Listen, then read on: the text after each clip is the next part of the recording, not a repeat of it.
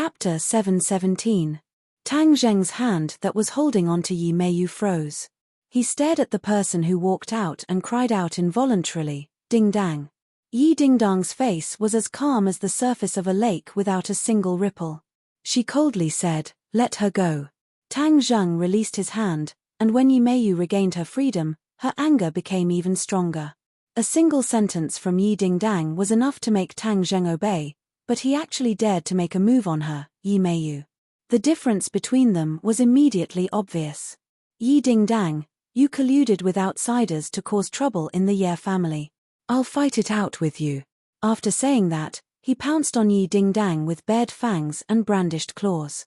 Yi Dingdang did not expect Yi Meiyu to be so unreasonable and even dare to make a move.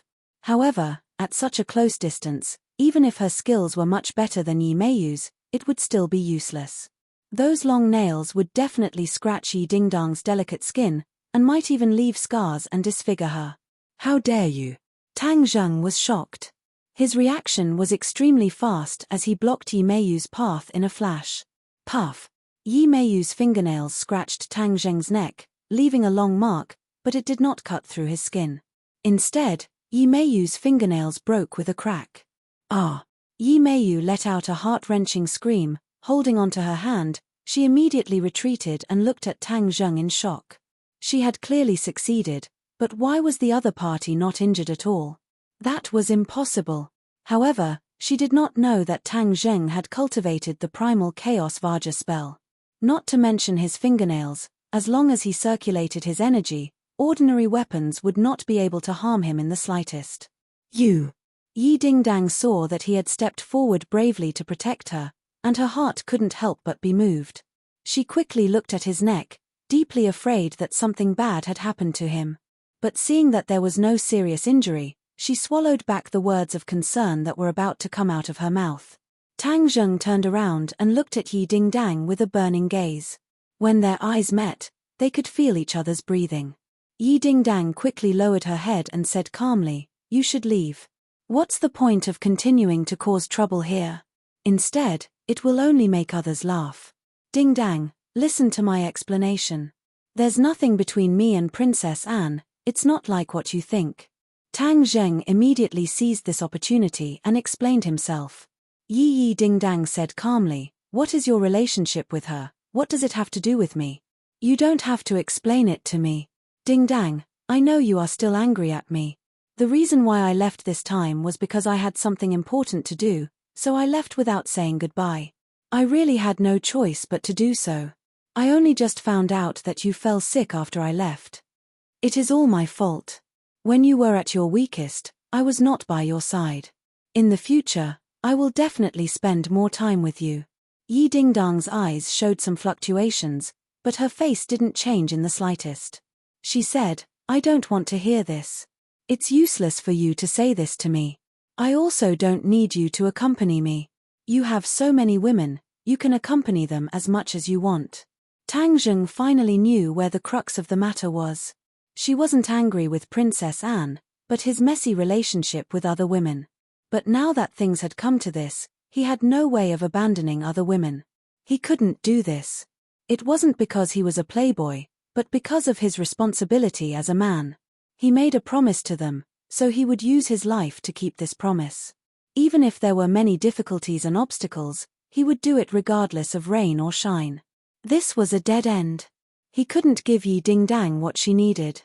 A complete Tang Zheng who completely belonged to Yi Dingdang. Looking at her expressionless face, Tang Zheng's heart ached. Even if he had the ability to reach the heavens, there was no way to resolve the current situation. Tang Zheng wasn't a domineering person. On the contrary, he was very good at taking care of other people's feelings, especially the feelings of women.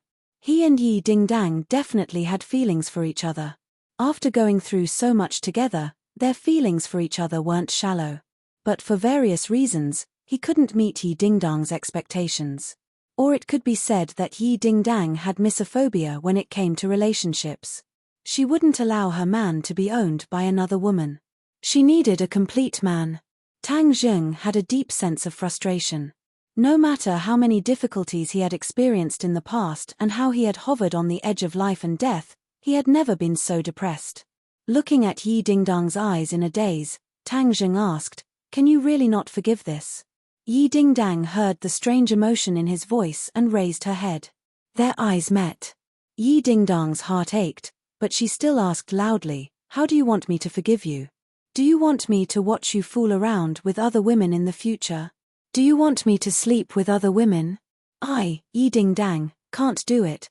Maybe I thought I could do it in the past, but later I realized that I can't do it. My feelings can't be tarnished. My feelings for you are real," Tang Zheng added. "But it's already been divided into several parts. I need a complete one. Can you give it to me?" Yi Dingdang seemed to have thrown caution to the wind and expressed her feelings completely. Tang Zheng was speechless. He couldn't give her a complete one. This was a dead knot. Yi Dingdang looked at him mockingly and said, "You have nothing to say now, right? Since that's the case, why are you still pestering me? There won't be a result in the end anyway. I don't like things that don't end well. Are you serious?" Tang Zheng asked unwillingly. Yi Dingdang raised her head high and said, "When have I, Yi Dingdang, ever not been serious? Yes. Back then, when she was with Tang Zheng, she was incomparably serious. Of course, now that they were going to separate, she was also serious. Although there were 1,000 voices in her heart telling her not to do this, she still insisted in the end. This was Yi Dingdang. If she compromised, she wouldn't be Yi Dingdang. All right, since you're so insistent, I can't do anything about it." Tang Zheng compromised. Although he was extremely unwilling, this was an unsolvable problem. No matter how hard he tried, he still couldn't solve it. This was because he couldn't give up on other women. "Dingdang, this is a sword that I specially chose for you. This is my final gift to you. When I'm not by your side in the future, this clear wind sword will protect you for me." Tang Zheng took out the clear wind sword. He had specially chosen it for Yi Dingdang in the Lang Ya pavilion because it was very compatible with the wind-chasing sword technique. Yi Dingdang looked at the clear wind sword and shook her head. "I don't need it." Tang Zheng didn't allow her to refuse and stuffed it into her hands. It was cool and gentle to the touch. Her skin moved his heart, but he wouldn't be able to touch it in the future. He reluctantly let go of his hand. Yi Dingdang looked at the clear wind sword in her hands and then looked at Tang Zheng's persistent eyes. Her heart softened and she said, "All right, I'll accept your gift." "Thank you." Tang Zheng's lips twitched and he forced out a smile. His smile was uglier than crying and was 1,000 times more bitter as he said, "Then take care of yourself. You too." Yi Dingdang looked at him as if she wanted to deeply imprint his appearance in her mind, afraid that she would forget him in the future. They both knew that they couldn't be friends after breaking up like normal couples. They couldn't do it because their feelings for each other were too deep. When their feelings were too deep, if they couldn't have each other, they couldn't force themselves to be friends. That would be too cruel and painful. "I'm leaving." Tang Zheng took a deep breath and used all his strength to say these 3 words. Yi Dingdang nodded. Tang Zheng turned around, his legs felt as if they were filled with lead. His breathing also became heavy, as if he couldn't catch his breath. However, he did not turn around and walked out of the Yi clan's main door under countless gazes. The others could feel the strong feelings between the two of them, but fate played tricks on them. Sometimes, things just couldn't go as one wished. Only one person was overjoyed. Yi Meiyu almost jumped up in joy and laughed out loud. Yi Dingdang and Tang Zheng's relationship had always been valued by Yi Dingdang, and Yi Meiyu paled in comparison. But now that the two of them had broken up, Yi Dingdang's advantage was gone. When Yi Dingdang was sad, Yi Meiyu was happy, and incomparably happy at that. Seeing her looking at the clear wind sword in her hand in a daze, Yi Meiyu mocked mercilessly. "What's so good about a broken sword? No one wants it even if it's a piece of scrap metal." Yi Dingdang's expression changed. Swoosh, the treasured sword was unsheathed, the sword intent soared into the sky, the bright sword tip was pointed at Yi Meiyu's throat. If it moved another inch, it would pierce through her throat. Yi Meiyu looked as if she had been immobilized. She immediately raised her hands and exclaimed, "Yi Dingdang, what are you doing? If you dare to insult this sword again, and insult Tang Zheng again, I will use this sword to kill you, Yi Dingdang said with killing intent. Yi Meiyu's entire body trembled. She could see a strong killing intent in Yi Dingdang's eyes. If she dared to speak rudely again, she had no doubt that Yi Dingdang would kill her. I don't dare, I don't dare. Yi Meiyu immediately begged for mercy. Humph. Yi Dingdang snorted coldly. Just as she was about to put away the clear wind sword, a figure appeared beside her. His finger brushed against the sword, and praised, good sword, a rare treasure sword. This ghost-like person was the patriarch of the Ye family, Yi Xuanji. Yi Meiyu was so embarrassed that her cheeks flushed red. Just now, she had said that the sword was a piece of scrap metal, but now, the patriarch praised it as a treasure sword. However, no one cared about Yi Meiyu's embarrassment anymore. Yi Tianlei and Feng Xinyang also walked over. Feng Xinyang's eyes were moist. Looking at her daughter, her heart felt like it was being stabbed by a knife. However, in the end, their gazes were still attracted by the clear wind sword, and their eyes could not help but light up. The two of them did not use weapons, but they still had good eyesight. This clear wind sword was definitely the best treasure sword they had ever seen in their lives. This is too precious, Yi Tianlei exclaimed. Dingdang, can I take a look? Yi Xuanji asked for his opinion. Yi Dingdang nodded. When Yi Xuanji received the clear wind sword, his expression changed greatly. The clear wind sword was as light as air. He had never heard of such a sword before. Immediately, he knew that he had underestimated the value of the sword. This was not an ordinary treasure sword, but a peerless treasure sword. It was a divine weapon that countless warriors yearned for even in their dreams. Chapter 718. Yi Xuanji stared blankly at the clear wind sword and asked, Dingdang, do you know where he got this sword from? Yi Dingdang was not in the mood at all as she shook her head. Yi Xuanji could also see that she was in low spirits, but he still had too many questions in his heart, so he did not give up and continued to ask, although this is a peerless treasure sword, because it is too extraordinary, it can be said to be of little use to ordinary warriors. Oh, why is that? Yi Tianlei and Feng Xinyang curiously asked. Because, it is too light. Normal martial arts cannot control this treasure sword. Yi Xuanji mysteriously said. Yi Tianlei and Feng Xinyang were suddenly enlightened. That's right, how could a normal weapon not have weight? This kind of weapon was like air and normal people could not control it. It required a set of martial arts.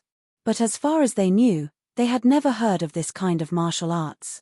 For a moment, the three of them felt regret.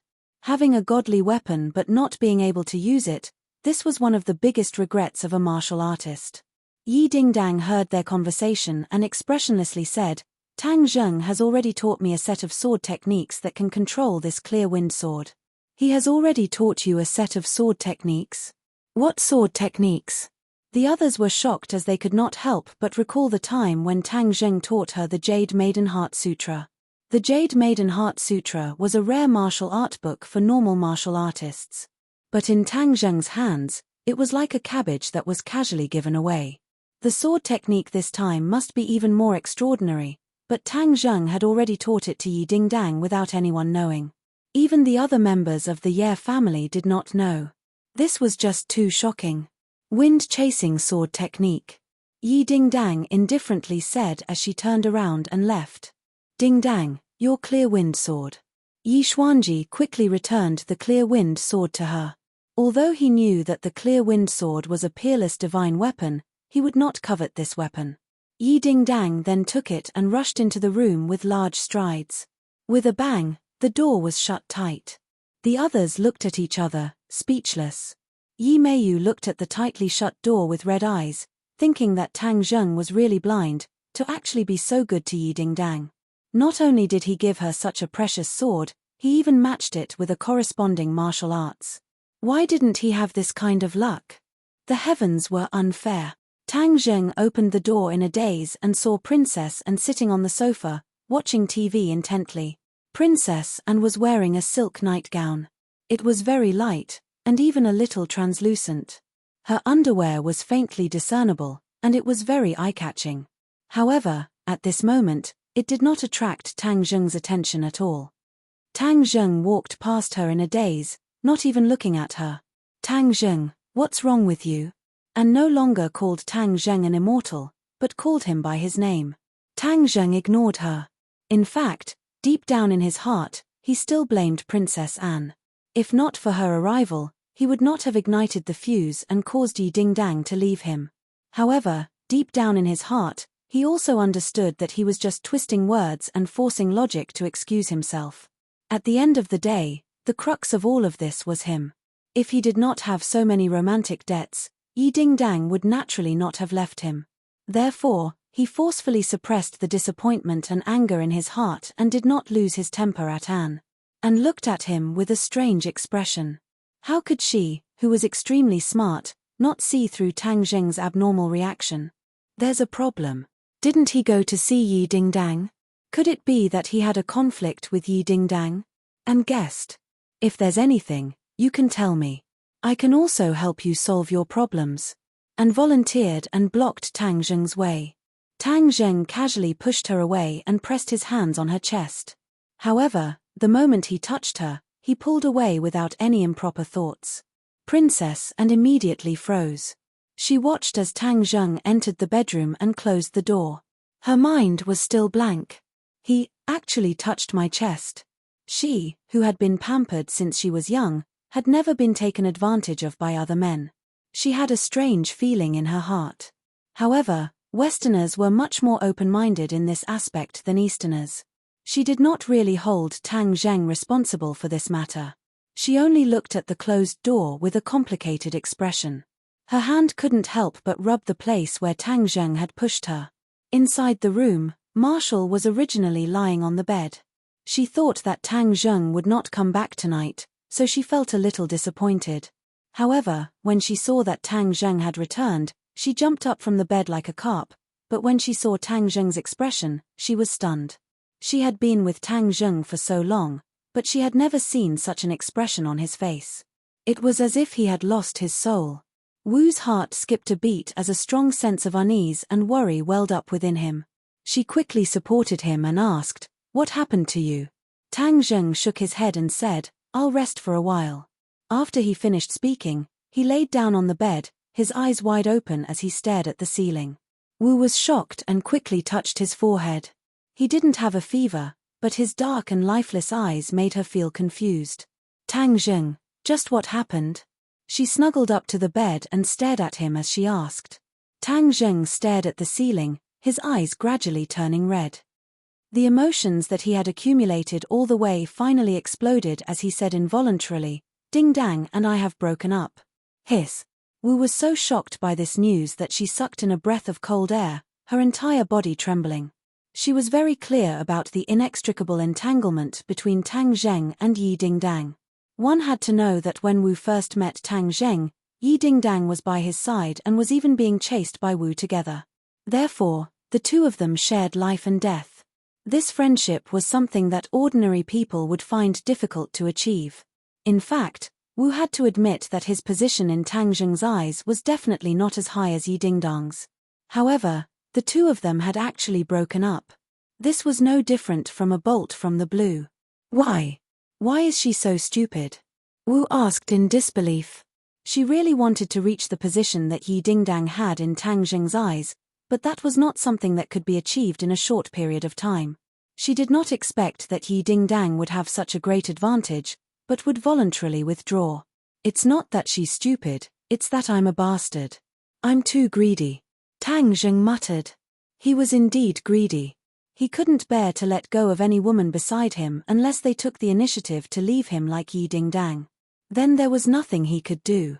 Of course, after he urged her to stay, he wouldn't pester her. That wasn't his style. Everyone had their own choices. Even though he was extremely reluctant, he still respected the other party's choice. Wu blinked and roughly guessed what was going on. However, he still asked, "You're so good, how could she bear to leave you?" Everyone has their own principles and perseverance. It's different. Tang Zheng shook his head and said absent-mindedly. Looking at his pained expression, Wu did not gloat. She had lost another competitor. Instead, she felt heart-wrenching pain. Because if Tang Zheng was in pain, she would be in 100 times more pain than him.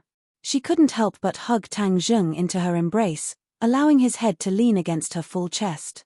She gently stroked his head and said, "I won't leave you. I'll never leave you." This was a decision she had made a long time ago. At this moment, she couldn't help but say it out loud. It was extremely natural and there wasn't the slightest bit of inconsistency.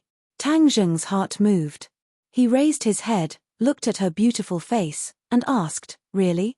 Wu nodded heavily without hesitation. "Absolutely." Tang Zheng squeezed out a smile, closed his eyes, and fell asleep.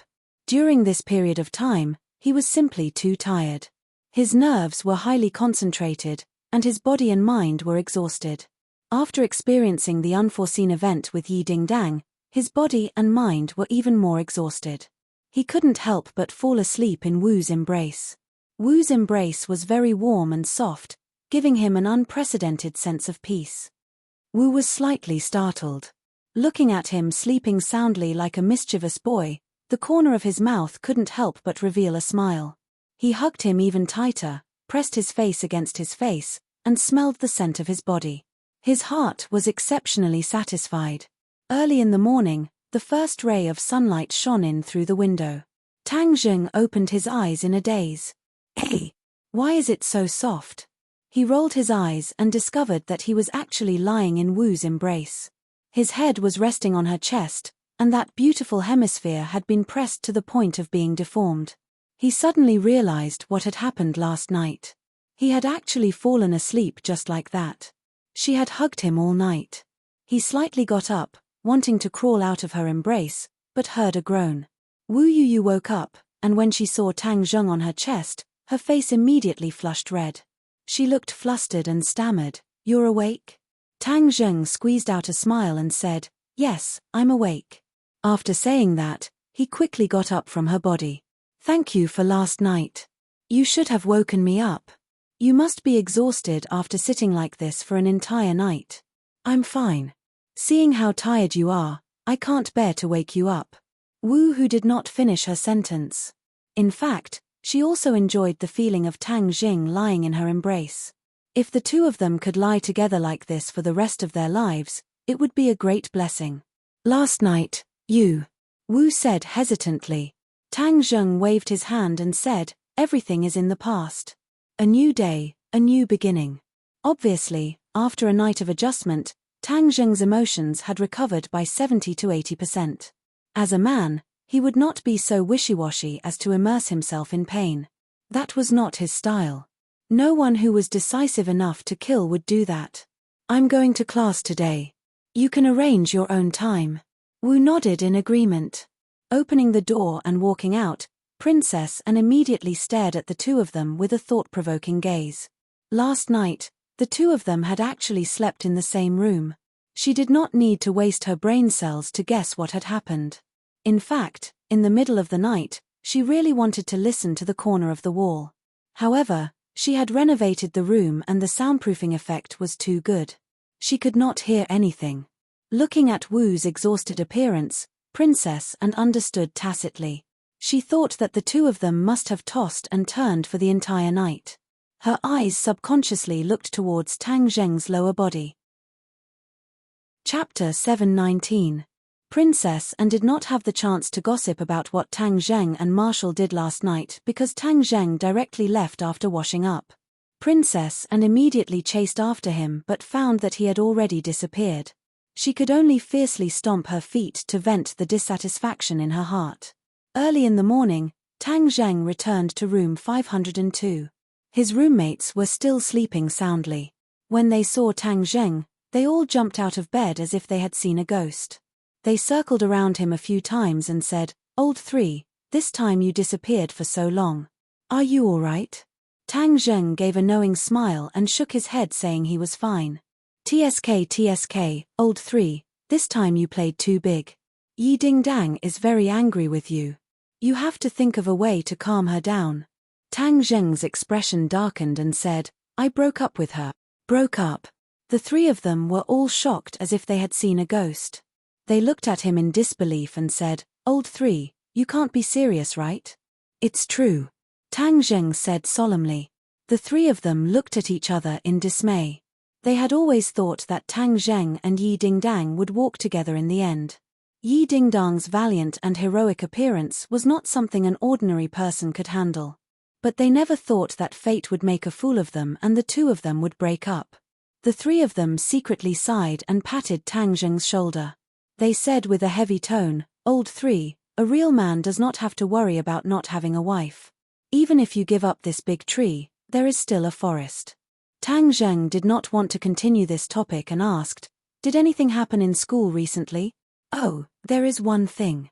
Professor Qi Shuowen has resumed teaching." Tang Zheng nodded his head as this was expected. Back then, with the help of Princess Anne, Qi Shuowen was exposed so that the villains behind him could no longer plot against him. Professor Qi naturally recovered his position and work. The other things are not big, but the island nation next door has an earth-shattering event. "Do you know?" Tang Zheng nodded calmly. "Serves him right. I wonder which ferocious person is so powerful. If I see him, I'll really have to bow 3 times to him." Tang Zheng smiled bitterly. "There's no need for that. How is it not necessary? It's very necessary. You don't know how many Hua Xia people worship this fierce person. However, this person's identity is too secretive. Normal people can't find out anything about this person." The three of them said regretfully. Tang Zheng shook his head and smiled bitterly. He didn't expect that his impulsive actions would win him so many fans even though the country was in a passive position. That person might have just done it casually. He didn't think too much about it at that time. Tang Zheng said casually, "Third brother, this is something you don't know. This kind of brave warrior naturally plans before taking action. How could he not think of so many things? It's just that the various governments are definitely investigating this person's identity. If it's exposed, it will definitely be dangerous. What's there to be afraid of if there's danger? That hero is so powerful, who in this world can hurt him? Yes, he's number 1 in the world, invincible in the world." The three of them were impassioned, cheering for this idol they had never met. Looking at this scene, Tang Zheng laughed strangely. In the end, his laughter grew louder and louder. The three of them looked at Tang Zheng strangely and said, "Third brother, although we said that hero is the best in the world, you're not bad either. We definitely don't mean to belittle you. Yes, absolutely not. You're our good brother. You're different from that hero." The others echoed. Tang Zheng clutched his stomach and laughed until he couldn't straighten his back. He looked at the three of them strangely and asked, "Do you really want to see that person?" "Of course, I want to see him even in my dreams." The three of them nodded like they were pounding garlic. Suddenly, Zhu Yang had an idea. "Third brother, we know that you know a lot of strange people. Could it be that you know this hero?" In an instant, the other two also looked at Tang Zheng with eyes full of anticipation. Tang Zheng pretended to smile mysteriously and said, "Is this person really that important to you?" "Of course, my idol. I didn't chase after stars before, but ever since I saw his feats, he's my idol." Sinosaurus patted his hard chest and said solemnly, "All right, then I'll reveal the mystery. Your idol is far away in the horizon, but right in front of you." Tang Zheng raised his hands and said to himself, "Is my idol here? Where is he?" The three of them looked at each other in dismay and swept their eyes around, trying to find traces of their idol. Tang Zheng didn't know whether to laugh or cry. He pointed to himself and said, "Isn't the one standing in front of you me? It's you." The three of them didn't understand for a moment, but as soon as they finished speaking, the three of them opened their eyes wide and stared straight at Tang Zheng. As if they had just woken up from a dream, they said, "Third brother, you're saying that our idol is you? You're that fierce person?" Tang Zheng smiled and nodded his head in acknowledgement. This was not something he did on a whim. A long time ago, he had the thought of helping his roommates become cultivators. However, at that time, the cultivators were weak and were being chased by the martial sect. If he let them become cultivators, it would be like pushing them into a fire pit. Of course, Tang Zheng couldn't do such a thing to his friend, so this plan was put on hold. He specially refined a type of elixir, the energy cultivation pill, and let his roommates eat it as snacks. Unknowingly, the three roommates' bodies had undergone earth-shattering changes, but they were completely unaware of it. The energy cultivation pill could cleanse one's marrow and improve one's physique, making the body more suitable for cultivation. The three of them were completely unaware that they had received such a huge benefit. They just kept glaring at Tang Zheng. Tang Zheng smiled at the three of them. Finally, the three of them confirmed that Tang Zheng was not joking. Moreover, Tang Zheng rarely joked. His idol was actually his roommate, Laro-san. Damn, Laro-san, you disappeared for no reason this time because you went to the island nation. Sinosaurus exclaimed as he punched Tang Zheng's chest. The other two woke up from their stupor and said, Laro-san, you're awesome. We always knew that you were very powerful, but we never thought that you would be this powerful. Idol, so Laro-san is an idol. Come, everyone must hug one together. I dream of hugging an idol. The four of them hugged each other. Tang Zheng didn't know whether to laugh or cry as he looked at the three of them. After a while, he retracted his smile and said seriously, Boss, Laro-sai, I want to tell you a secret. Are you willing to keep it a secret? Wang Shiji and Zhu Yang looked at each other and nodded. Of course, we're not big mouths. Sinosaurus's expression changed slightly. He glanced at Tang Zheng and guessed his thoughts. Sinosaurus had already become a cultivator by chance. Now, if the other two brothers could also become cultivators, then the four of them would roam the world together in the future. How exciting would that be? Just thinking about it made him so excited that he couldn't sleep. This is a very big secret. I didn't tell you before because I was afraid that you would be in danger, but now that things are different, the situation has changed drastically, telling you might not be a bad thing. Moreover, all the decisions are in your hands, I will respect your choice. Tang Zheng said seriously. Seeing Tang Zheng being so serious, Zhu Wang and Wang Shiji's expressions gradually became serious as they listened attentively to Tang Zheng's explanation.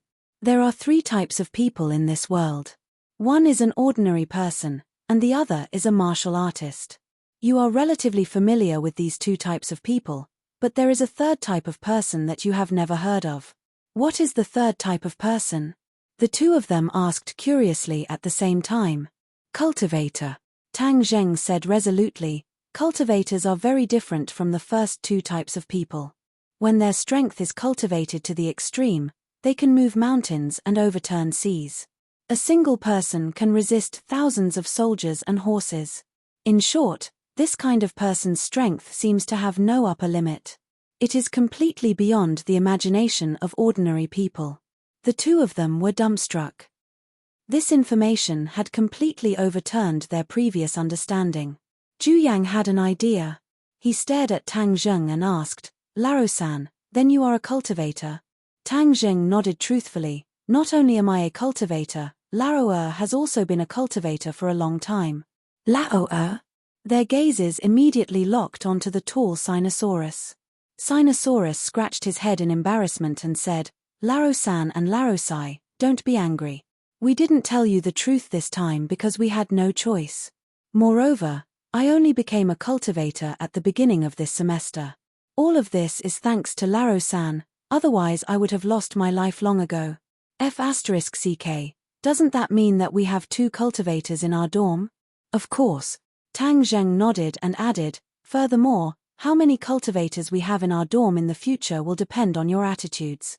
The two of them were not idiots. They immediately realized the crux of the matter and quickly asked, you mean that the two of us can also become cultivators like you, and have the ability to move mountains and fill seas? I have already made preparations for you. Do you still remember the pills I gave you before? That is the Peiyuan Dan, it has already transformed your bodies. In the future, your cultivation will be twice as fast with half the effort. Tang Zheng explained. Peiyuan Dan?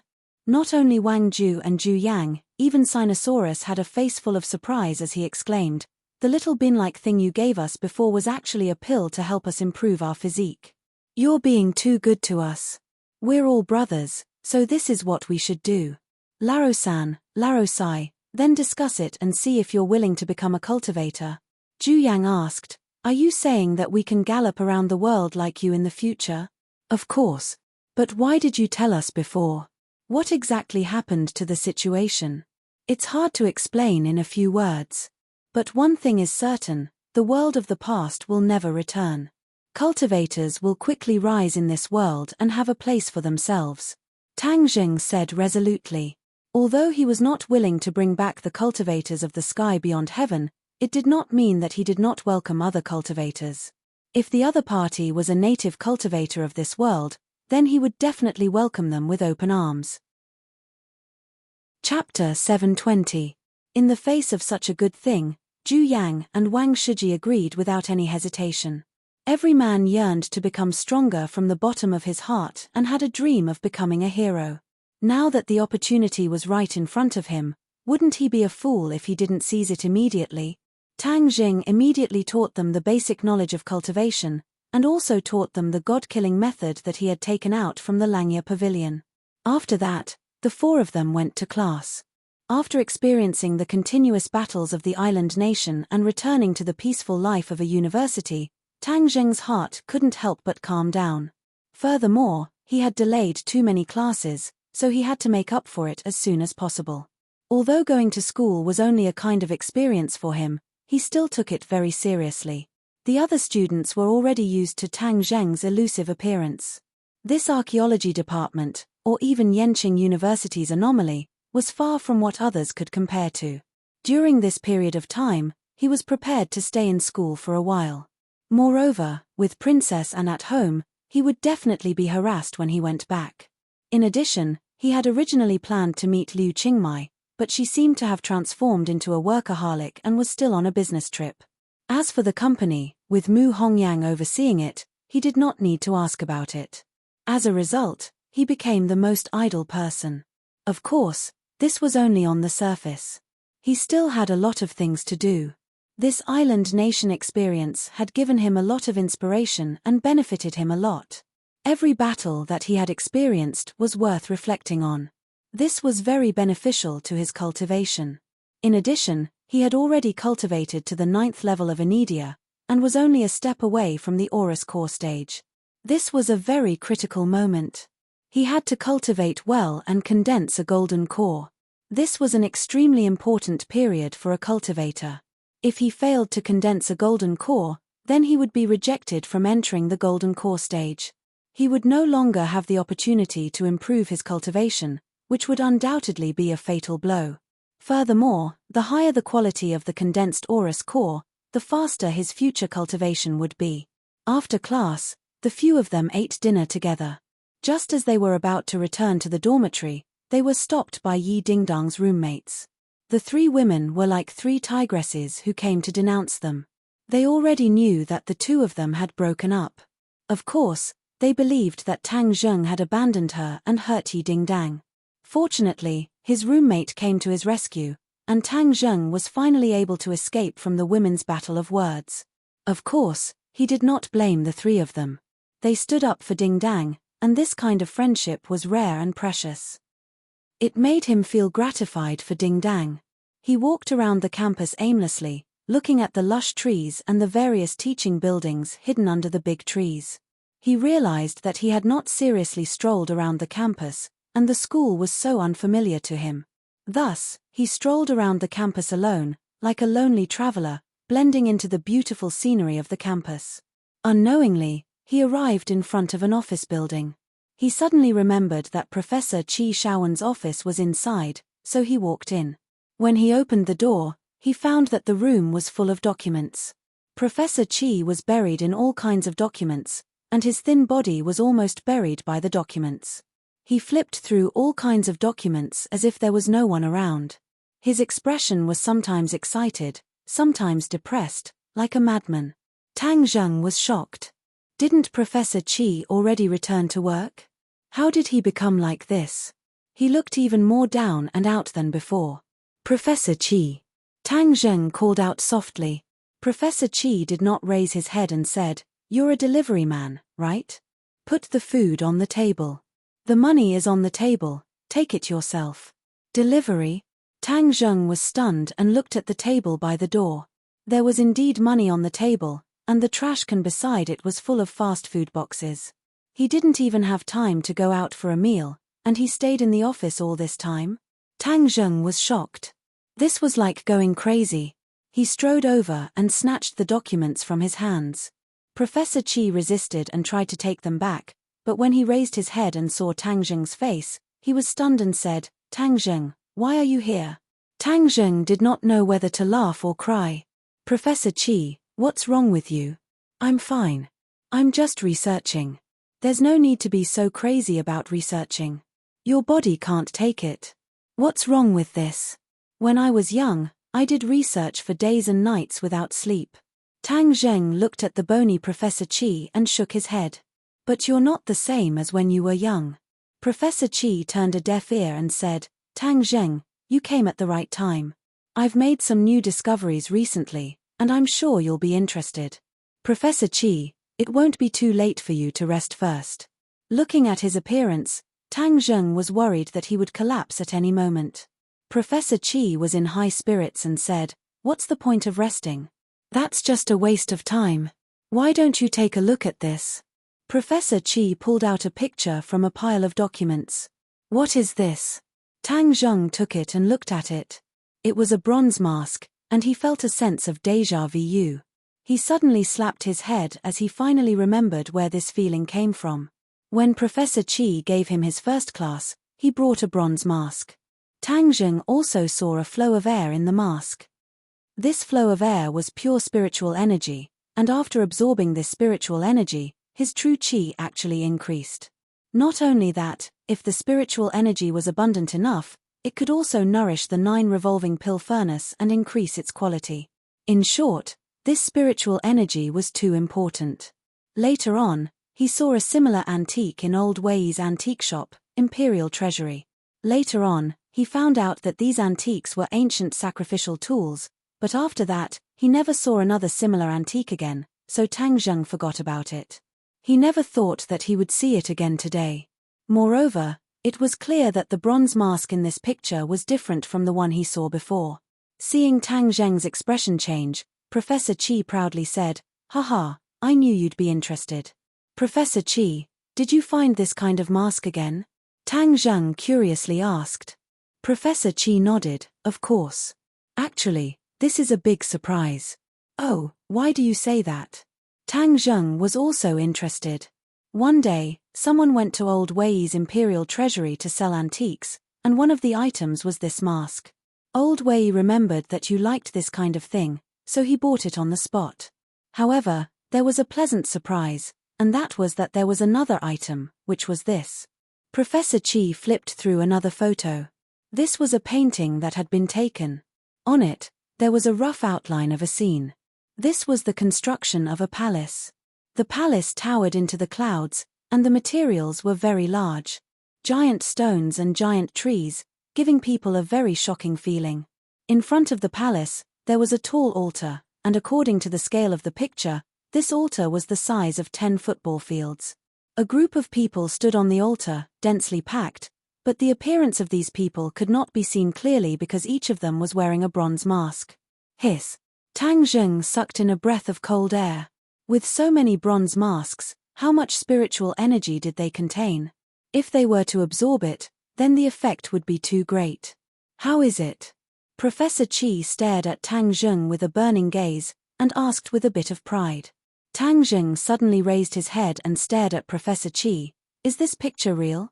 Professor Qi nodded seriously. "This is a documentary picture, and everything in the picture should be compared to the real thing.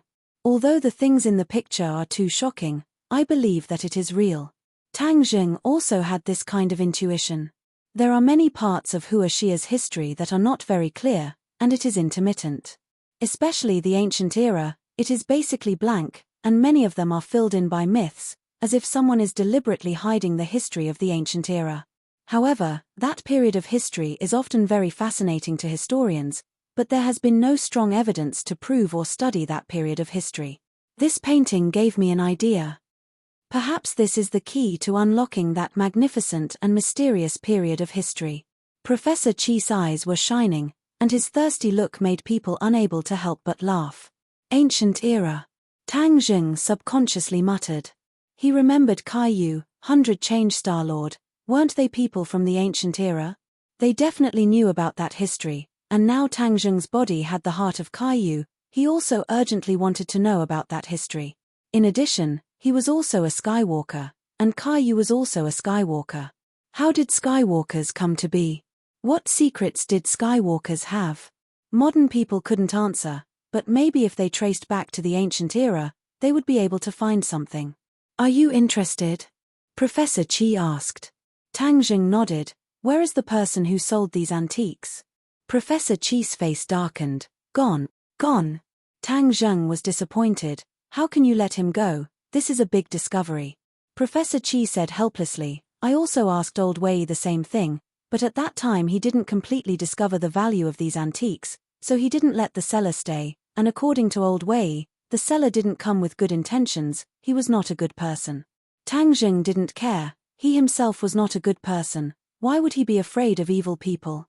Since Old Wei has seen the seller, then let's go find him and see if we can find any useful information. Also, these antiques must be with him. I can also go and take a look, Tang Zheng said impatiently. Professor Chi's face lit up with joy. Okay. The two of them immediately took the photos and rushed out, heading straight to Old Wei's imperial treasure house. At dusk, the two of them finally arrived at their destination. They saw Old Wei sitting at the door with his legs crossed and a cup of tea in his hand, looking at the people coming and going. There were still a few customers in the shop, but with the waiter taking care of them, he didn't need to worry about them. When he saw the two of them, Old Wei put down the cup of tea and quickly walked over. He couldn't help but look at Tang Jing with joy. Young Master Tang, what a rare guess. Old Wei, you are wrong, we have been friends for more than 10 years, you are not as friendly to me as you are to Tang Zheng, Professor Chi joked. Chapter 721. After the host and guest sat down, Tang Zheng impatiently took out the photo and asked, Old Wei, is this still with you? Old Wei immediately beamed with joy and said, of course it is. When young Master Tang was interested in this kind of thing, I took note of it. This time there was a seller selling it, so I directly bought it. Saying this, he directly took out a bronze mask from a wooden box. Tang Zheng took the mask and was overjoyed. This was indeed the thing he was looking for. On top of the mask, there was a flow of spiritual energy. When his hand touched the mask, the spiritual energy quickly merged into his body and turned into true qi. Seeing Tang Zheng's pleasantly surprised expression, Old Wei's heart finally fell to the ground. Those in the antique business made friends with people from all walks of life. Of course, there was no lack of trouble. If he could have a strong helper like Tang Zheng, then there would be less trouble in the future. That was why Old Wei spent so much effort to befriend Tang Zheng. Tang Zheng, what do you think? Professor Chi curiously asked. Tang Zheng suddenly raised his head and handed the mask to Old Wei and nodded. This is it. Professor Chi smiled and said, I told you my eyes were right. Wasn't it because I recognized it first? Otherwise, it would have slipped away from under my nose. Old Wei said as if he wanted to take credit. Professor Chi said, you've got good taste this time, all right? We came here for more important things. Old Wei smiled mysteriously and blinked. I already guessed that you would come looking for me. Oh. Professor Chi raised his eyebrows. You can even predict. Then why don't you tell us why we came looking for you? Old Wei's finger tapped on the bronze mask a few times and said with a mysterious smile, you came to ask about the origin of these things? Didn't you say you didn't know? Professor Chi asked. Haha, is there anything in the antique business that I don't know? Old Wei boasted. So you know. Then why did you say you didn't know when I asked you last time? Professor Chi glared at him and asked. Old Wei wagged his finger and said, see, I don't understand your fiery temper. If I had told you back then, it might not have been a good thing for you. Now that young Master Tang is back, it's a different story. Professor Chi frowned and said, what exactly are you up to? Seeing that Tang Zheng was also listening attentively, Old Wei did not keep him in suspense. He coughed lightly and said, listen carefully, the sellers of these things are not good people. They are grave robbers. Grave robber? Tang Zheng and Professor Chi cried out in alarm at the same time. As a serious ancient examiner, they hated tomb robbers very much. For the sake of benefits, these people wantonly destroyed ancient tombs and cultural relics. Many of the ancient tombs that they stole were in a mess, and many of the precious cultural relics were destroyed. This was the most pitiful thing for the ancient examiner. Moreover, grave robbers often sold cultural relics overseas for profit. This kind of behavior was outrageous. Immediately, Professor Chi flew into a rage and said, "Then why don't you call the police and arrest these people?" Old Wei shook his head and smiled bitterly. "Old Chi, I'm an antique shop. Unlike you, an archaeology professor, it's possible for us to deal with these people in our line of work. If I call the police, how can I survive in this line of work in the future? Every line of work has its own rules. People in the martial arts world have no choice." Professor Chi was startled when he heard this. He also knew that his words were too businesslike. As an authority in the archaeology world, he understood the twists and turns in it. He knew that Old Wei's words were not false. Moreover, these grave robbers are all bloodthirsty. If they know that I'm the one who called the police, I'm afraid that my old life will be in their hands in the end. Old Wei added. Professor Chi's face turned red and said, "Old Wei, I didn't think it through. Please don't take it to heart." As an old friend for decades, he naturally did not want Old Wei to put himself in danger. "Do you think I don't know you well?" Old Wei waved his hand indifferently. His gaze turned and fell on Tang Zheng. "Young Master Tang is different. I'll tell young Master Tang about these grave robbers. He will definitely have a way to deal with them." Tang Zheng smiled faintly and nodded. "Old Wei is very thoughtful. It's just a group of grave robbers. Of course, I have a way." Old Wei clapped his hands and smiled. "Good. This group of grave robbers is quite large. I've sent people to follow them for a while. They're active in Beijing, but according to my observations, they're preparing for their next operation. Furthermore, I heard that they're going to rob a large ancient tomb. Then we can't let them leave Beijing. We have to capture them immediately and interrogate them to find out where these things came from." Tang Zheng said impatiently. Professor Chi also nodded. "That's right. We can't let them rob the next ancient tomb." Looking at the two men's impatient and indignant expressions, Old Wei quickly stopped them. "Don't be hasty. Things aren't as simple as you think. If you want to know the origin of these things, don't act rashly. I've already found out that they are going to rob the same ancient tomb as the last one. These things were stolen from that ancient tomb. It's just that they didn't prepare enough last time, so they only took a little bit of the loot. This time, they are going to do something big. That's why they bought a lot of equipment and materials." Tang Zheng and Professor Chi looked at each other.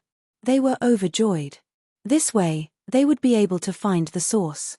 As long as they could find that ancient tomb, they might be able to find the answers that they had been looking for.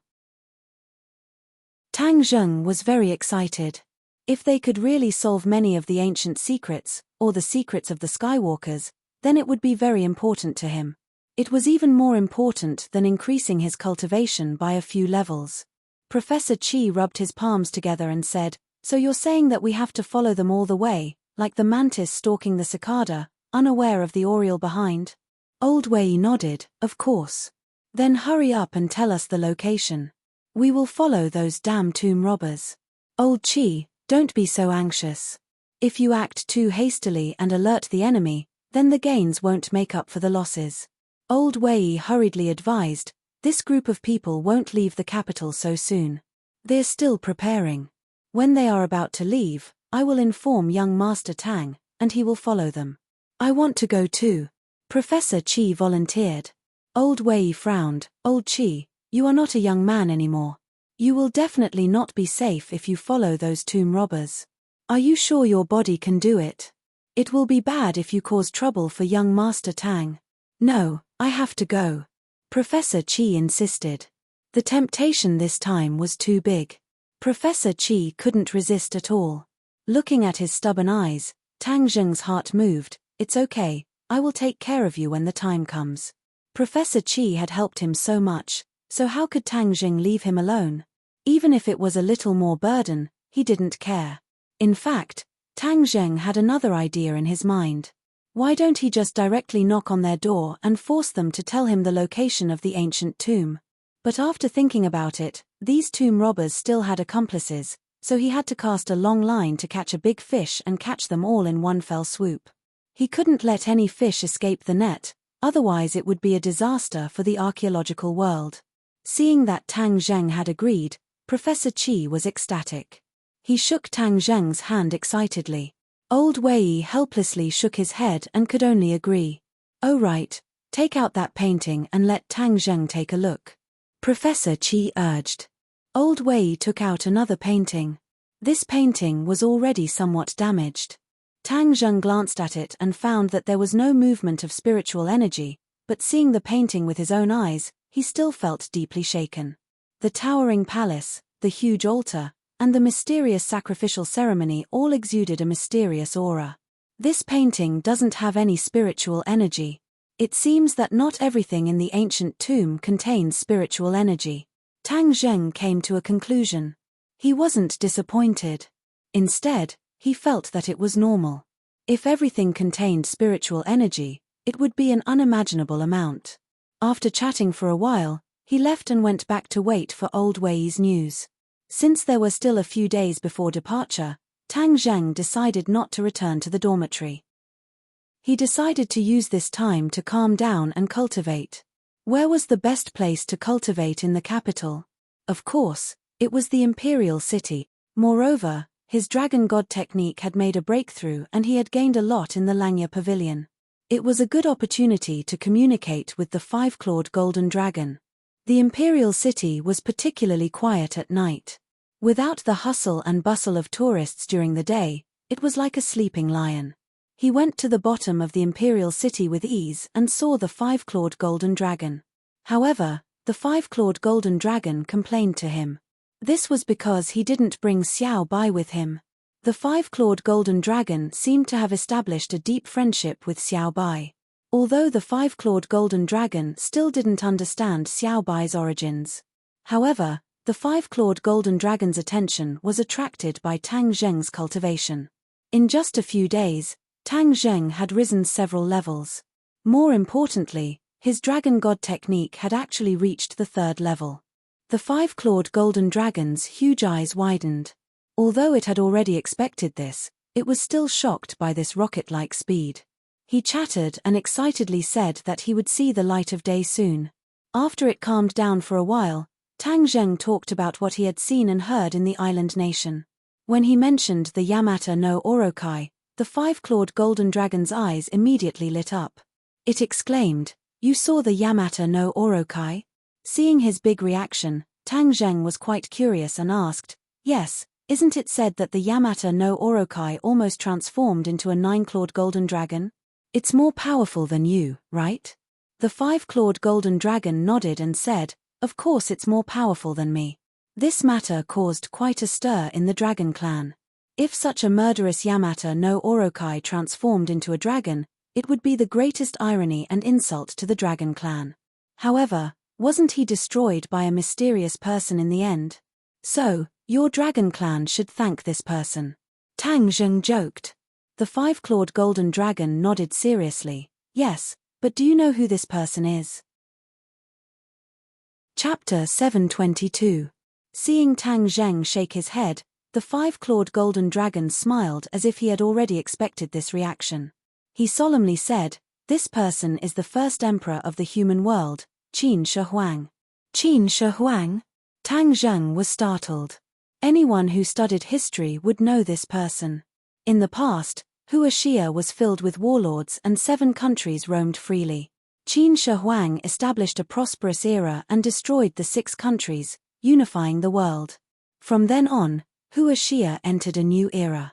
So he was the one who broke Yamata no Orochi's dream of transforming into a dragon. Tang Zheng sighed. This generation's hero was truly extraordinary. Of course, this matter was not recorded in history.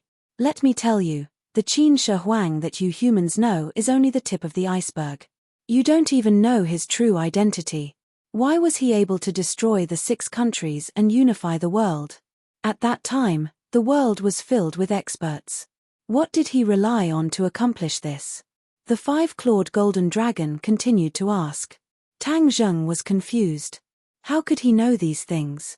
At that time, Hua Xia was filled with cultivators.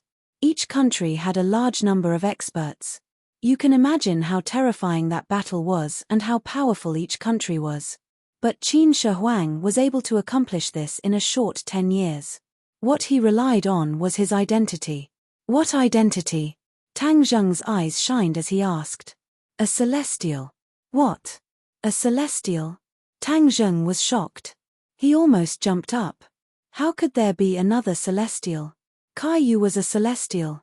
How could Qin Shi Huang also be a celestial? Haha, you're also a celestial. How could you be scared? The five-clawed golden dragon laughed.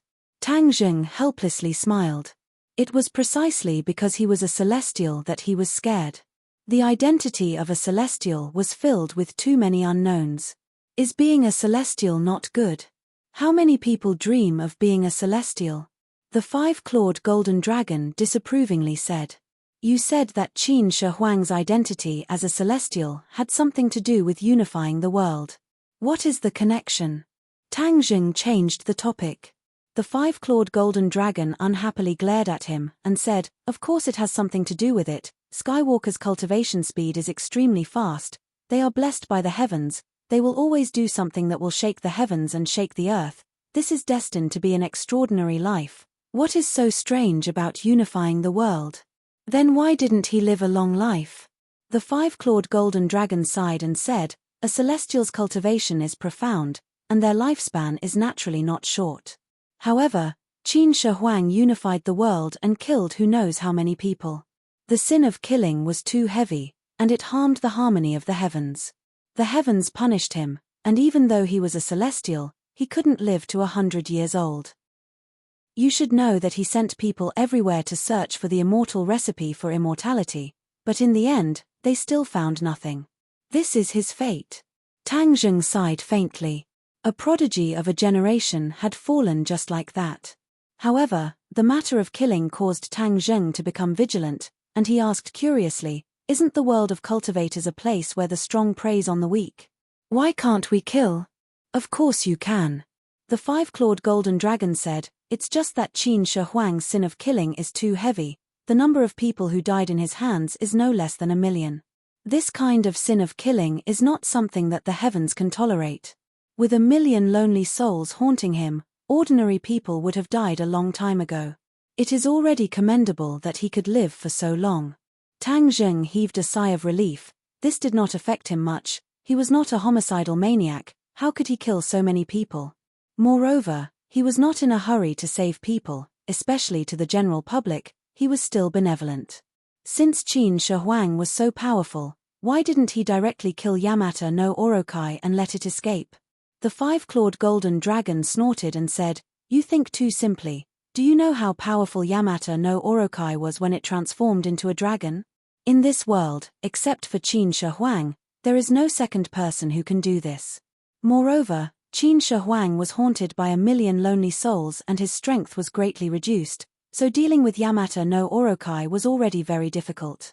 Letting Yamata no Orokai escape was also something that he had no choice but to do. Tang Zheng sighed regretfully and said, what a pity. If we had killed Yamata no Orokai back then there wouldn't have been so many things after that. Perhaps there wouldn't have been so many deaths in that war a few decades ago. Everything in the world, every bite and every drink, has its own destiny. How can there be so many perfect things? The five-clawed golden dragon said. In the next few days, Tang Zheng attended classes during the day and cultivated in the imperial city at night. His cultivation improved more and more, but he was still a step away from the Aurus core stage. However, his cultivation had already been completely consolidated and he had also digested the gains he had gained during this period of time. Especially the changes in the War Soul Sword, he was pleasantly surprised.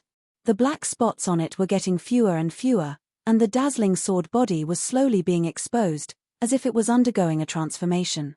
During this time, Yang Liuyun invited him to a meal and even went to Ji Wuxiang's clubhouse. However, this time, he did not see this mysterious Ji Wuxiang. Tang Zheng's relationship with the Yang family was getting deeper and deeper. Tang Zheng also found out another thing, and that was that the Ye family seemed to be walking together with the Song family again. Back then, because of the marriage between Song Yu and Yi Dingdang, the two families were at odds with each other. Who would have thought that they would be close again today? Yang Liuyun directly evaluated that there were no eternal enemies between the great families, only eternal interests. The two families had come together again because they had a common interest. In this way, among the four great families in Beijing, the Yang family was isolated. The Yi and Chu families and the Song family had joined forces, and the Song family's strength had taken a qualitative leap. They were already able to contend with and even suppress the Yang family. Looking at Yang Liuyun's indignant expression, Tang Zheng thoughtfully said, "Young Master Yang, please pass on a message to Elder Yang. If there is anything I can help with, I will do my best." Yang Liuyun was overjoyed. He had been waiting for these words. The Yang family had placed all their chips on Tang Zheng. Of course, they hoped that he could return the favor and repay them. Currently, these words were full of rewards. Tang Zheng obviously knew the Yang family's thoughts, but he did not reject them. People always needed allies, and this ally of the Yang family was very important to him. After coming back, he had been contacting Tian Chanzi. This old man seemed to have disappeared from the world. There was no news, and he was helpless. Of course, he also contacted Fang Shisha. She was doing well abroad, and the Rockefeller family did not do anything to her. Everything was very peaceful. Mu Hongyang personally came to the school to report the company's operation situation to him. Everything was going well. With the cooperation of the Yang family, everything was going smoothly. Moreover, Linga was also doing well in the entertainment circle.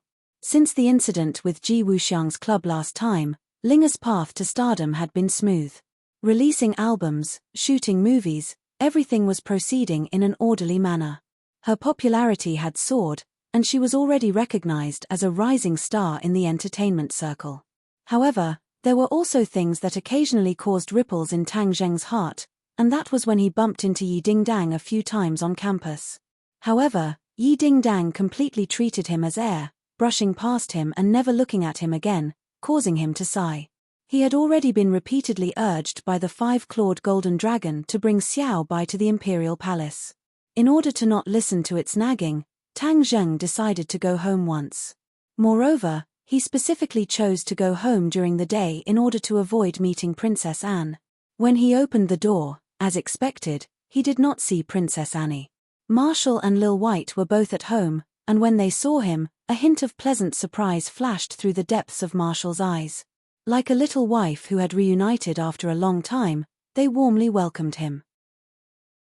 Xiao Bai jumped onto his shoulder, hugged his head and kept scratching it, as if complaining that he had not come back to play with it during this period of time. "I came back this time to bring Xiao Bai out," Tang Zheng said. When Xiao Bai heard this, he was extremely happy and squeaked non-stop. A hint of disappointment flashed across Wu's eyes. So he didn't come to see him. Tang Zheng immediately saw through her thoughts and hurriedly held her hand and said, "I missed you too. I came back to see you." Wu's eyes immediately surged with intense joy as he looked at him with a burning gaze. Tang Zheng's gaze inadvertently landed on Wu's hand. The huge scar immediately attracted all of his attention. He patted his head. He was truly muddle-headed. How could he forget about this matter? The scars on Wu's hands and chest were like ugly centipedes lying on her fair skin. It was a ghastly sight, and every time he saw it, it was like torture. There was no need to mention it to Wu. He had already said that he would remove these scars for her, but he had actually forgotten about it. There was no time like the present. He had to settle this matter today. Seeing him staring straight at his hand, the scar was shocking. Wu was shocked. As if he had been electrocuted, he immediately retracted his hand and hid it behind his back. His face became somewhat pale. Letting the person she loved see her ugly place was something that no woman was willing to do. Wu was no exception. "Wu, I'll heal you right now and remove these scars." Tang Zheng grabbed her hand again, his fingers gently brushing across the scar. Wu's entire body trembled unnaturally, but when he felt Tang Zheng's tenderness, he could not bear to break free. When the two of them returned to the bedroom, Tang Zheng immediately activated his true qi to wrap around the scar, slowly melting the blood clots in the scar. The The scar disappeared at a speed visible to the naked eye, but after that, no matter how much true qi he activated, he was unable to completely remove the scar. Tang Zheng was not depressed, because Qian Chanzi had once said that the scar would need to be healed many times before it could be completely removed, so there was no need to rush it. Seeing that the scar on his hand had been healed, Tang Zheng's gaze subconsciously fell on Wu's chest. Wu's beautiful face could not help but turn red. In order to heal the wound on his chest, he had to take off his clothes. Although the two of them had skin-to-skin contact, it was still embarrassing. "Let me help you," Tang Zheng said gently, but from the corner of his eyes, he caught a glimpse of Xiao by staring at him with wide eyes. He immediately kicked it into the bedroom and could not help but laugh as he scolded, "You little pervert, you still want to peek? Where is your place?" Bang!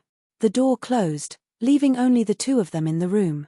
Wu could not help but laugh, and said, "How would Xiao Bai know about those things? Don't think so badly of it. Don't be fooled by its pure appearance. It knows no less than you. Come, move your hand, I'll take off your clothes." Tang Zheng said carelessly, and did not avoid it. His hands naturally landed on the buttons.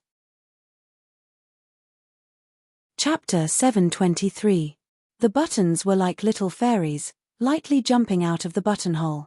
The shirt was torn open, and the whiteness inside could be clearly seen. Wu's face flushed red. She wished she could find a hole to hide in.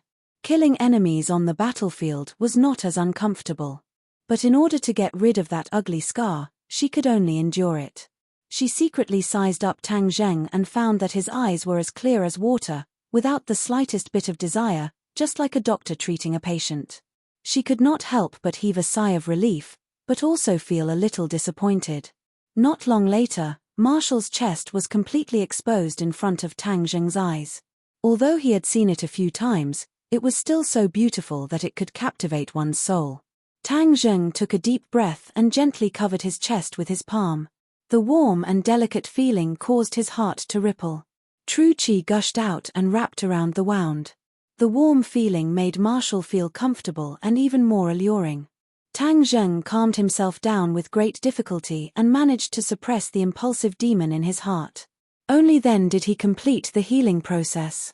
The scar had already faded. After a few more treatments, it would definitely recover to its original state, perfect and flawless. Marshall could not help but look down at her chest, her beautiful eyes shining. The effect was immediate and she could not help but exclaim, "How magical." Tang Zheng smiled and said, "Of course it's magical. After a few more treatments, it will be completely healed." After saying that, he could not help but swallow his saliva. The temptation was too strong. Seeing his appearance, Marshall's cheeks flushed red. She hurriedly grabbed her clothes to cover her chest and said coquettishly, "You're not allowed to look." This action of wanting to welcome and rejecting was extremely flirtatious. Tang Zheng's originally restless flame immediately jumped up, and he threw her onto the bed and said, "I want to see." "Ah, you." Marshall was shocked. She covered her chest with both hands, completely losing her usual cold-killing intent. "Quickly get up. It's broad daylight. What if someone sees us? Hehe, what are you afraid of in broad daylight? Who would look?" Tang Zheng laughed sinisterly. "No way." Wu Yang firmly refused, but before he could finish, his lips were sealed by Tang Zheng's mouth. It was not as violent as a storm, but was exceptionally gentle. Wu's heart immediately softened as she recalled the kiss on the island nation. Just a single kiss had almost melted her body and mind. It was the same this time. This kind of gentle kiss made her unable to resist at all. Although she was usually decisive, when it came to matters between a man and a woman, she reacted strangely to this kind of gentleness and was especially sensitive. When the conditions were right, success came naturally. There was no storm-like attack. The two of them were like a river flowing into the ocean, merging into each other's bodies, and even their souls.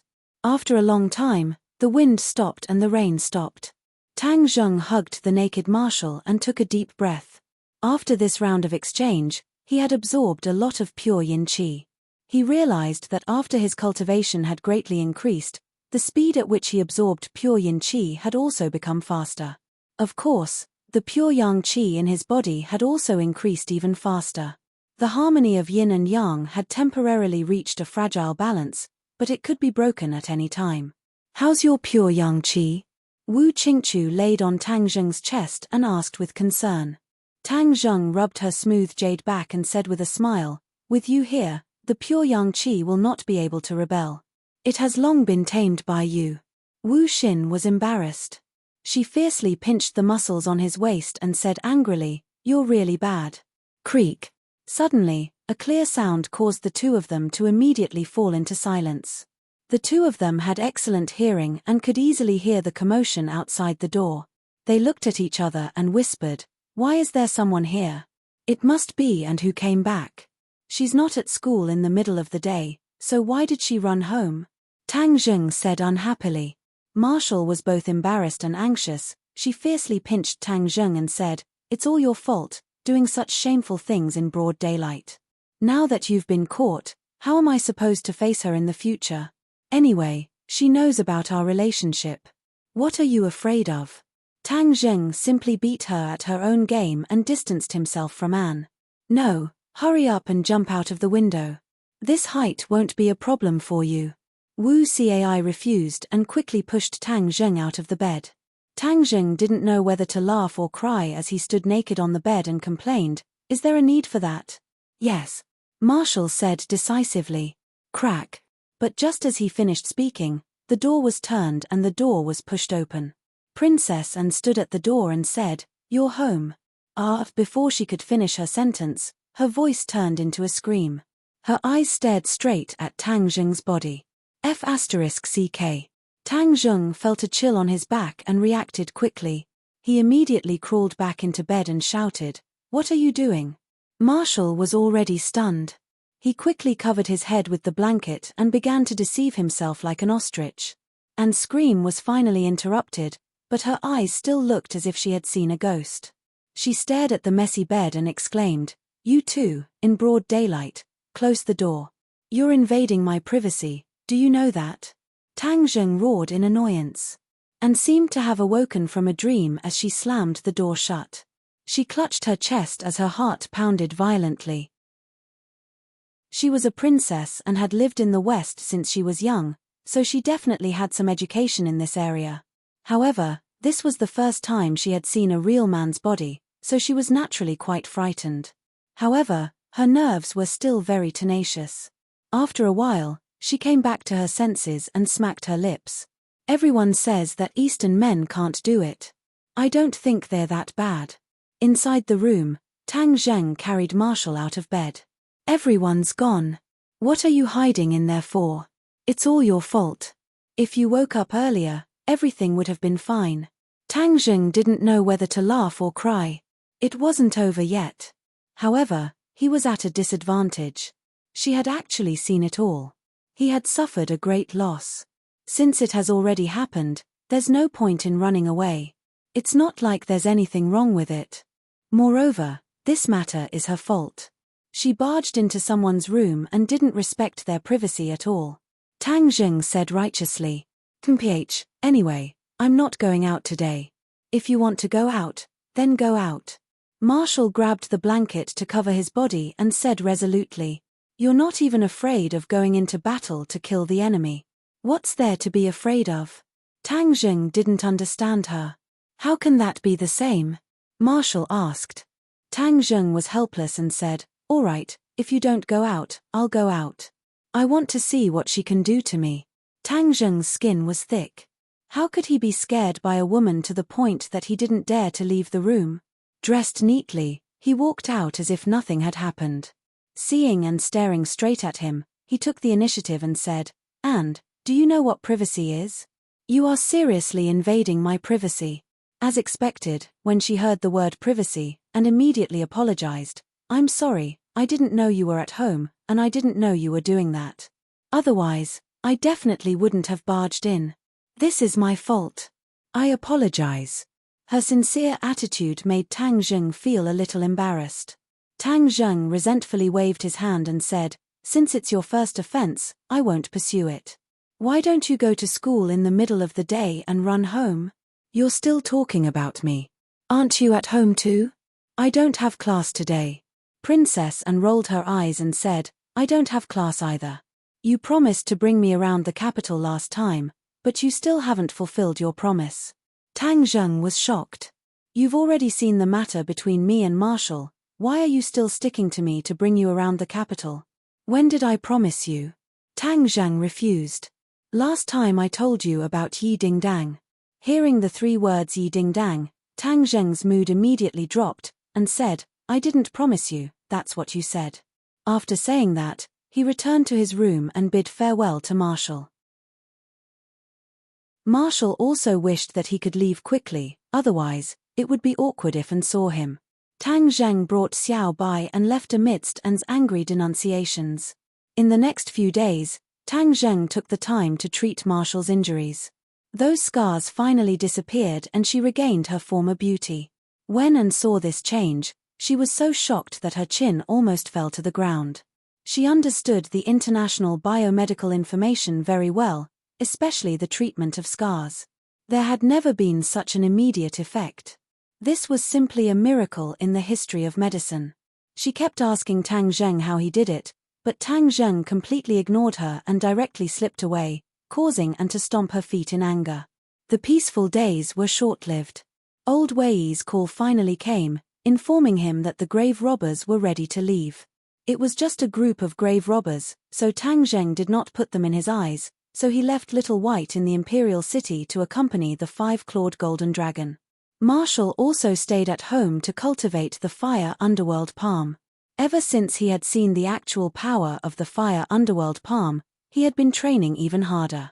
Driving to the school to pick up Professor Qi, he found that he had prepared a lot of things. It was obvious that he had made sufficient preparations during this period of time. Is there a need to be so exaggerated? Tang Zheng didn't know whether to laugh or cry. Professor Qi nodded seriously. Of course there is. This time, we are going to the wild, and we are exploring an ancient tomb. There are only the 2 of us, and we don't know what kind of unexpected situation we will encounter, so we have to be fully prepared. All right. But there's no need to carry so many bags. I'll keep them for you first. Tang Zheng waved his arm and all the luggage disappeared into thin air. Professor Qi was flabbergasted.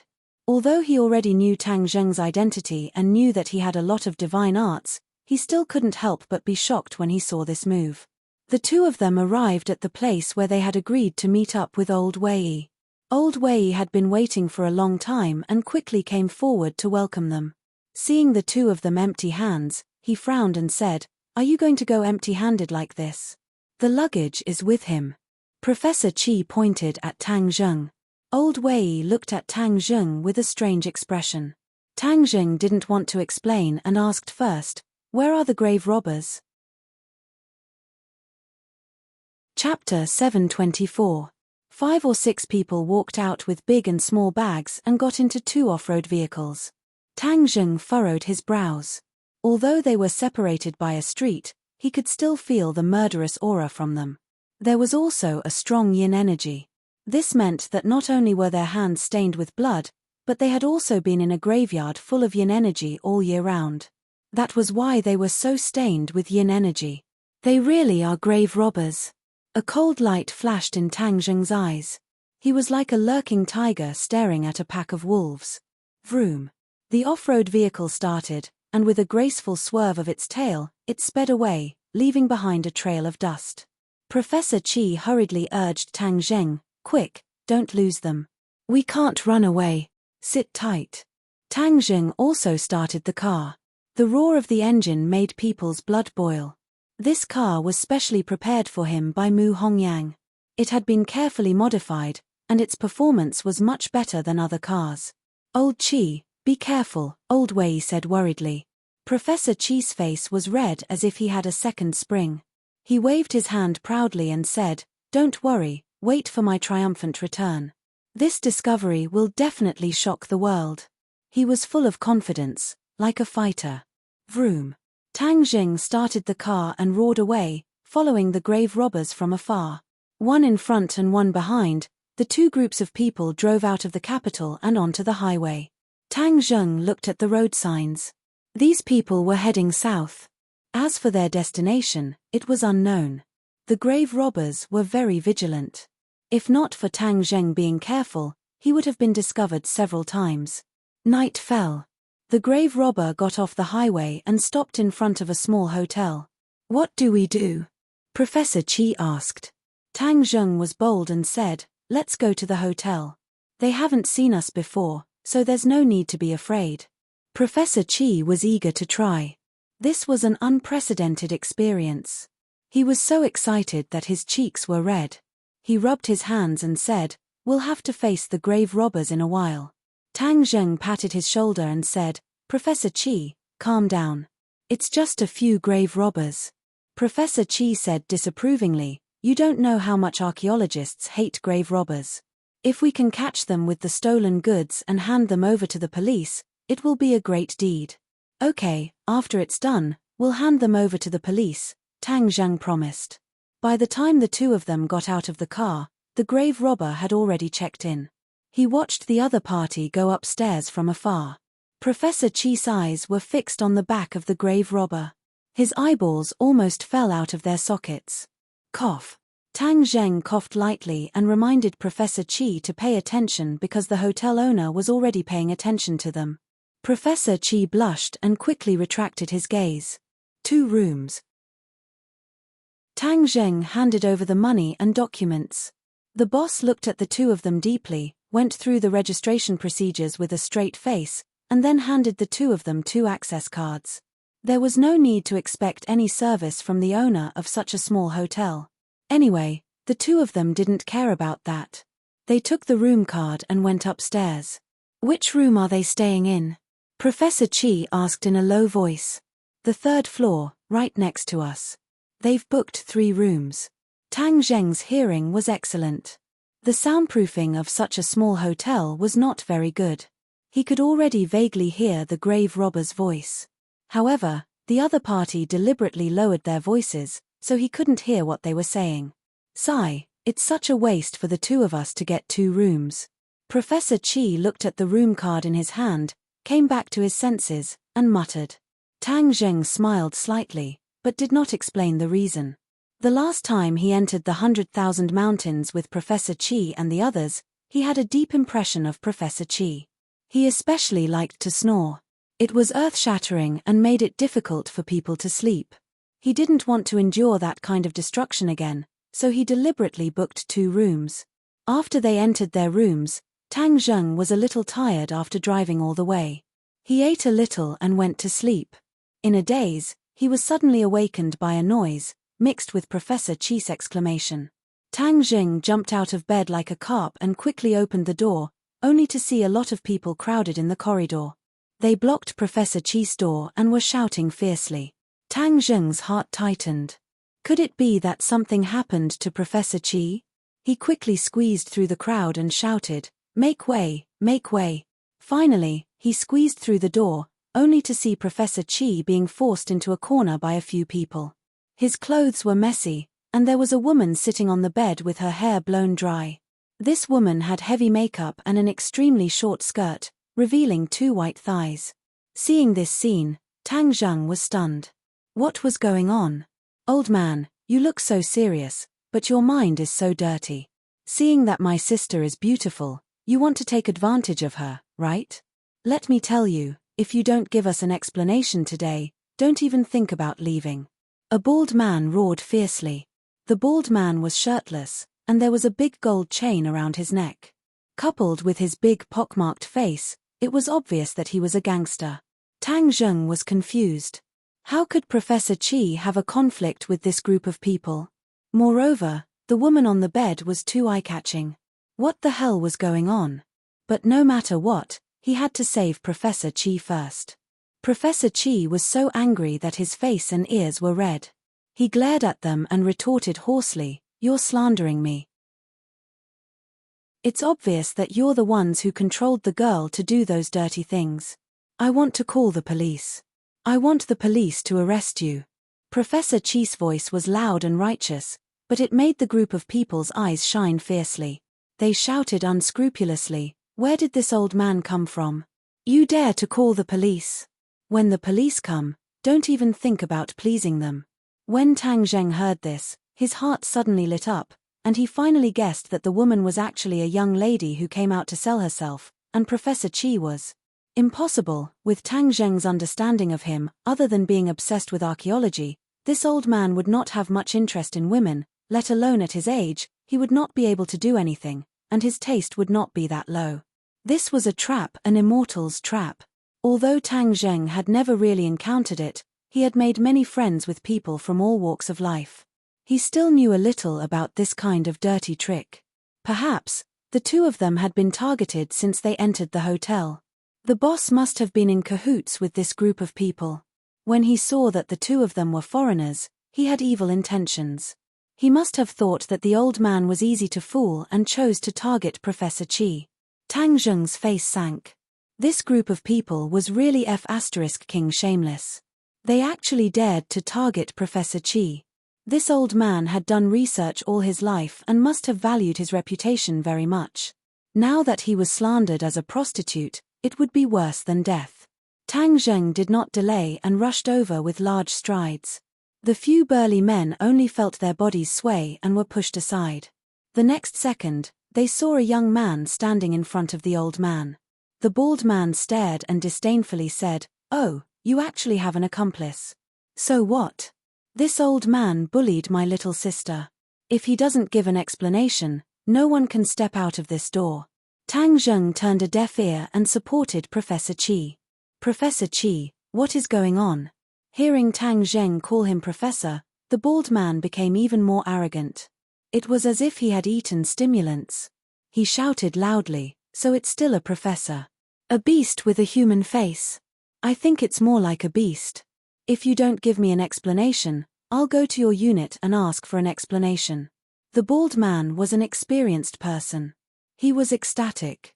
This time, he had really picked up a treasure. This kind of person was most afraid of people going to his unit to cause trouble. In order to keep the peace, he had to give enough lottery tickets. The bald man's eyes were red. It was as if he could see a sky full of money flying towards him like a fairy scattering flowers. Professor Qi indignantly explained the whole story. It turned out that when he was resting, he suddenly heard someone knocking on the door. When he opened the door, he saw a woman with heavy makeup. The other party rushed into his room without saying anything and tried to sell him her services. Although Professor Qi was obsessed with research, he still knew that the other party was a woman who had lost her virginity. Although this group of people often appeared in the news, it was the first time he had seen it. It was very fresh. Of course, he definitely did not have any improper thoughts. He just felt that the other party was very pitiful, so he tried his best to persuade her to take the right path. He even promised to find a job for her when he returned to Beijing. He never thought that his love would harm himself. The door was pushed open with a bang, and then a group of people surrounded him fiercely. They insisted that Professor Qi was an old man who did not respect himself and bullied a woman. Professor Qi was a scholar who met a soldier. He could not explain himself clearly and was unable to defend himself. He was said to be useless by the other party. His part-time job was to call a beast with a human face but a beast's heart. Seeing Tang Zheng, Professor Qi's heart finally returned to his stomach. He grabbed Tang Zheng's hand and explained, "Don't believe their words. I'm really wronged." Tang Zheng smiled coldly and glanced at the people opposite him. "Of course I know you're wronged. This group of people came with ill intentions. They're obviously here to extort money. Professor Qi, you've been fooled." Professor Qi's face was bitter. Although he was a titan in the archaeological world, he was helpless in the face of these things. He said dejectedly, "Then what should we do?" "Pay up. You have to pay up." The bald man shouted first. "Professor Qi, sit on the chair and rest. I'll take care of it." Tang Zheng comforted him. He turned his eyes and saw a few familiar faces at the door. It was the group of grave robbers. One of the grave robbers pointed at the dejected Professor Qi and whispered to him. Tang Zheng's heart trembled as he had a bad premonition. As expected, the grave robber looked at Tang Zheng and Professor Qi warily, then turned around and left. "I've been exposed." Although Tang Zheng did not know how the other party found out, he was still exposed. This matter was troublesome. However, he did not have time to chase after them. He was stopped by the bald man and a group of people. Each of them was like a pack of wolves, staring at Tang Zheng with glowing eyes. Want to escape? No way. Close the door. Chapter 725. The group of people glared at Tang Zheng and Professor Qi as if they were lambs waiting to be slaughtered. They wanted to say a few words to keep up appearances, but Tang Zheng did not give them a chance. Like a fierce tiger coming down the mountain, he rushed into the crowd with a whoosh. With a raise of his hand and a fall of his fist, one by one, they immediately turned into pig heads. Tang Zheng pulled Professor Qi up and shouted, "Let's go." The two of them swaggered out of the room, leaving only a mess in the room and the woman who was sitting on the bed dumbfounded. Where are they? However, when the two of them came downstairs, they found that the grave robber's car was gone. Without a doubt, the other party must have noticed something and slipped away without stopping. Professor Qi was dumbfounded. It was as if a basin of ice water had been poured over his head. His enthusiasm turned to nothing. He stomped his feet in hatred and said regretfully, "It's all my fault. Why should I be so kind? Now that the person and the car are gone, how am I supposed to follow them?" Tang Zheng's face was sullen as he looked around. Suddenly, he narrowed his eyes slightly and stared at a sneaky person in the distance. He strode over. The other party immediately wanted to hide behind the counter, but in the end, Tang Zheng dragged him out. "Boss, you were the one who led the people upstairs, right?" Tang Zheng asked with a fake smile. 8 less than or equal to the boss was so scared that he trembled. He had secretly run upstairs to take a look.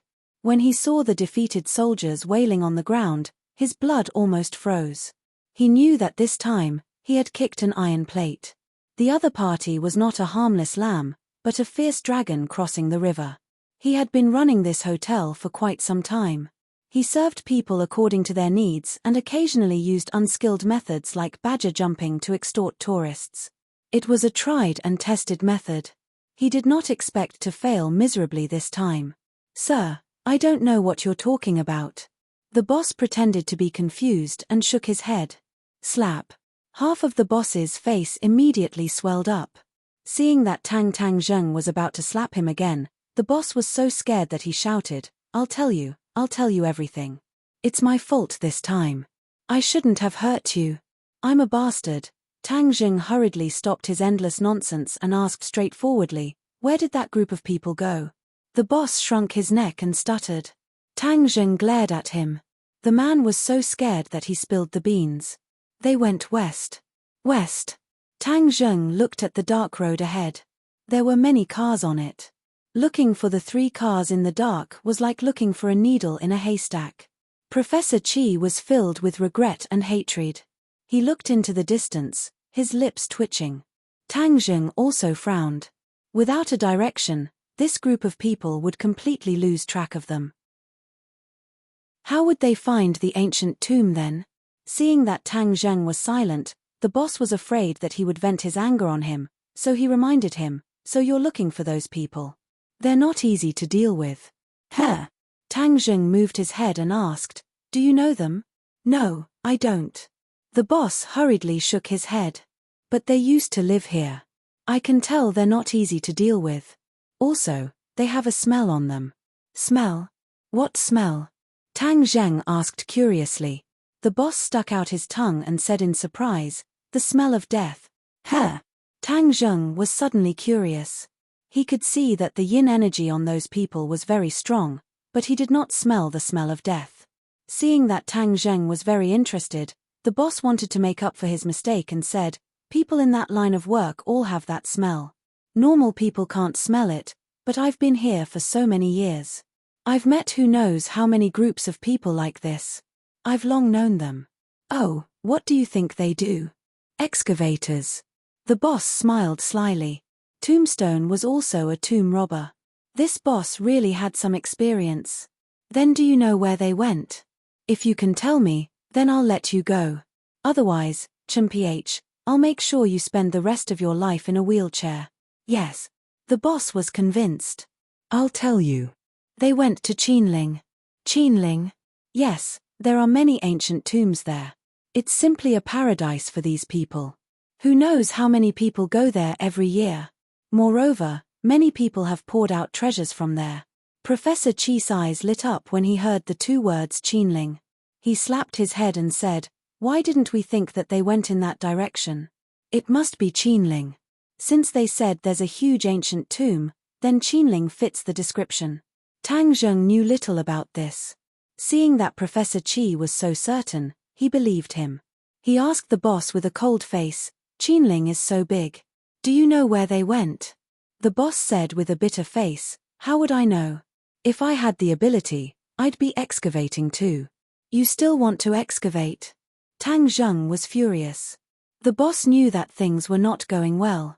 He cried out in panic, "I don't dare, I don't dare." He paused for a moment, then added, "But recently, there have been a few groups of people going there.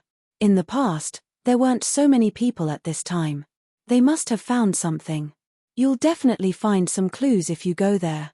Tang Zheng and Professor Chi looked at each other. Professor Chi nodded, apparently agreeing with this person's point of view. Seeing this, the boss looked at Tang Zheng expectantly. Tang Zheng threw him to the ground and fiercely said, "I'm warning you, if you dare to do this kind of thing in the future, your in will be your end." As soon as he finished speaking, the boss saw a ray of light shoot up into the sky and land on top of the hotel. Then, everything returned to normal. He saw the two people get into a car and drive away. The boss patted his chest with lingering fear and spat. He curled his lips and said, "You're scaring me. Do you think I'm scared? You're a dragon crossing the river, but there are always small shrimps. If I don't trick them, they'll have nothing to eat." The last word turned into a scream, but it was quickly drowned out by a loud rumbling sound. The scream came to an abrupt end. He stared with a pair of dead fish eyes at everything in front of him. His mind was blank, and his whole body was trembling. It was as if there were countless swords hanging over his head. The hotel collapsed. It was a mess. The group of big men were crying and screaming as they struggled to climb out of the ruins. Since they had a destination, Tang Zheng and Professor Chi were not in a hurry. In order to save time, the two did not look for another hotel to stay. Instead, they drove straight to Qinling. Qinling was a huge mountain range that stretched from east to west in the middle of Huaxia. It was like a huge dragon lying on the earth of Huaxia. It was also known as the Dragon Vein of Huaxia civilization. Along the way, Professor Chi tirelessly filled Tang Zheng in on the knowledge of the Qinling Mountains. There had always been many ancient and great tombs in Qinling. However, due to the restrictions of the terrain, the mountains were too steep. There were also many unknown ancient tombs buried here. This caused the tomb robbers to run rampant. They even used gunpowder to open the mountains and blow up the tombs, destroying countless cultural relics.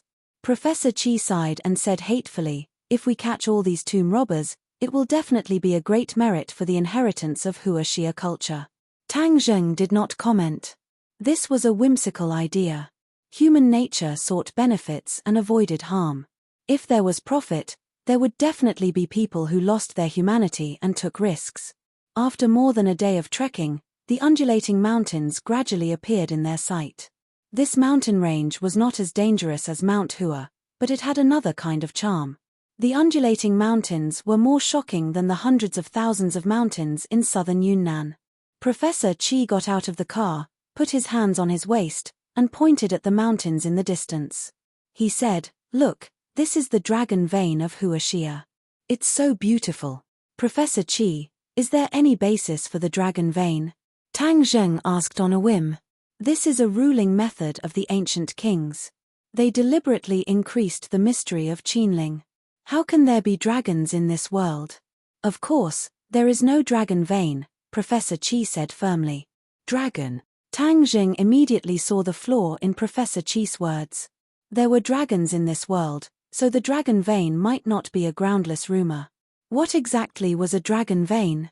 Tang Zheng could not help but have this question in his mind. But in the end, no one could answer this question. Close to Qinling, there were many more villages, hotels, and restaurants. There were obviously more people. In recent years, the tourism industry had developed, and many explorers had come to conquer this mysterious mountain range. Tang Zheng and Professor Qi decided to find a place to stay for the night and recharge their energy, especially Professor Qi. After all, he was old. After such a long journey, although he was still very excited on the surface, it was difficult to hide the deep fatigue between his brows. Moreover, he could also use the rest time to inquire about the whereabouts of the grave robbers. The two chose a hotel that seemed to be more reliable to stay in. After eating at the restaurant next door, Tang Zheng left Professor Qi to rest in the room and walked out. However, this time, just in case, the two of them only booked a standard room. Tang Zheng could only endure Professor Qi's snoring for the time being. Strolling through the village, Tang Zheng saw that there were quite a few foreigners. The inns and restaurants were filled with quite a few foreigners.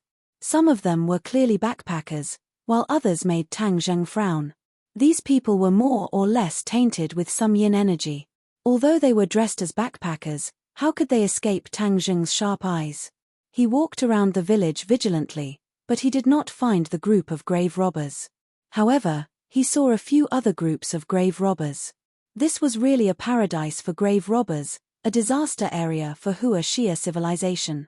After a night of silence, Tang Zheng endured Professor Qi's bombardment. Professor Qi once again regained his vigor and kept urging Tang Zheng to quickly enter the mountain. Since the group of grave robbers was not in the village, then they must be impatient to enter the mountain. If the grave robbers had arrived a step earlier, who knew how many cultural relics would have been destroyed?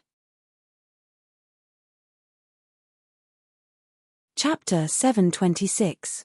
The Qinling Mountains were not as steep as the Huashan Mountains, but they were continuous and lush. It was easy for people to lose their way. In this vast mountain, once one lost their way, it was not an exaggeration to say that they would eventually be trapped to death. The two of them had been on the road for half a day. The road under their feet changed from a main road to a winding path. In the end, there was no way to go. There were thorns and vines in front of them. If Professor Qi came alone, he would have been unable to move an inch. However, with Tang Zheng, everything became easier. The War Soul Sword was overkill. With one strike, the thorns and vines were defeated. The two of them easily shuttled through the vast mountain. They were much faster than the average person. Bang! Suddenly, a clear gunshot echoed in the mountain forest. It was particularly ear-piercing. Professor Qi shrunk his head and was shocked. He exclaimed in a low voice, "There are enemies." Tang Zheng looked up as if nothing had happened. In the distance, he saw a figure flashing in the dense forest. The gunshots did not stop. They came sporadically, making people nervous. Grave robbers. Professor Qi also looked around. He smacked his lips and asked, "Most likely. These people are really desperate. They even prepared guns." Tang Zheng sighed. "Arrogant." Professor Qi scolded fiercely. "Let's go. Anyway, we haven't found any clues. Since we met grave robbers, let's follow the clues and see if we can find them," Tang Zheng suggested. Professor Qi did not disagree. He said, "Later, you will make a move and teach these criminals a lesson." Tang Zheng smiled and ignored Professor Qi's scholarly attitude. After a while, the two of them passed through the layers of obstacles and approached their destination. The gunshots had stopped. Tang Zheng and Professor Qi hid in the bushes. Not far from them was a group of fierce desperados. Many of them had guns in their hands. Some of them had machetes and other weapons. There were several corpses lying on the ground. The leader of the group, a scar-faced man, kicked the people on the ground, spat and cursed, "You bunch of shrimp soldiers and crab generals dare to touch that ancient tomb. Humph, you are courting death. I will send you to see the king of hell first." As soon as he finished speaking, he raised his hand and swung the knife down, leaving a bloody wound on the other party's neck. That person twitched a few times before he died. Professor Qi was so scared that he exclaimed in a low voice. He knew that something was wrong and quickly covered his mouth. However, it was too late. The enemy had already found out. The scar-faced man shouted, "Who is it?"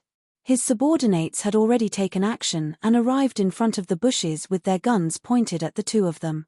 "Boss, we caught 2 people. Stand up and don't move. If you dare to move, I'll shoot you to death," the grave robber roared fiercely. Tang Zheng cast a comforting look at the frightened Professor Qi. The two of them slowly stood up. The scar-faced man walked over and stared fiercely at the two of them. His small eyes rolled around, and the machete in his hand was pointed at the two of them. He asked, "Who are you?" Professor Qi wanted to speak, but he was interrupted by Tang Zheng. "We are tourists.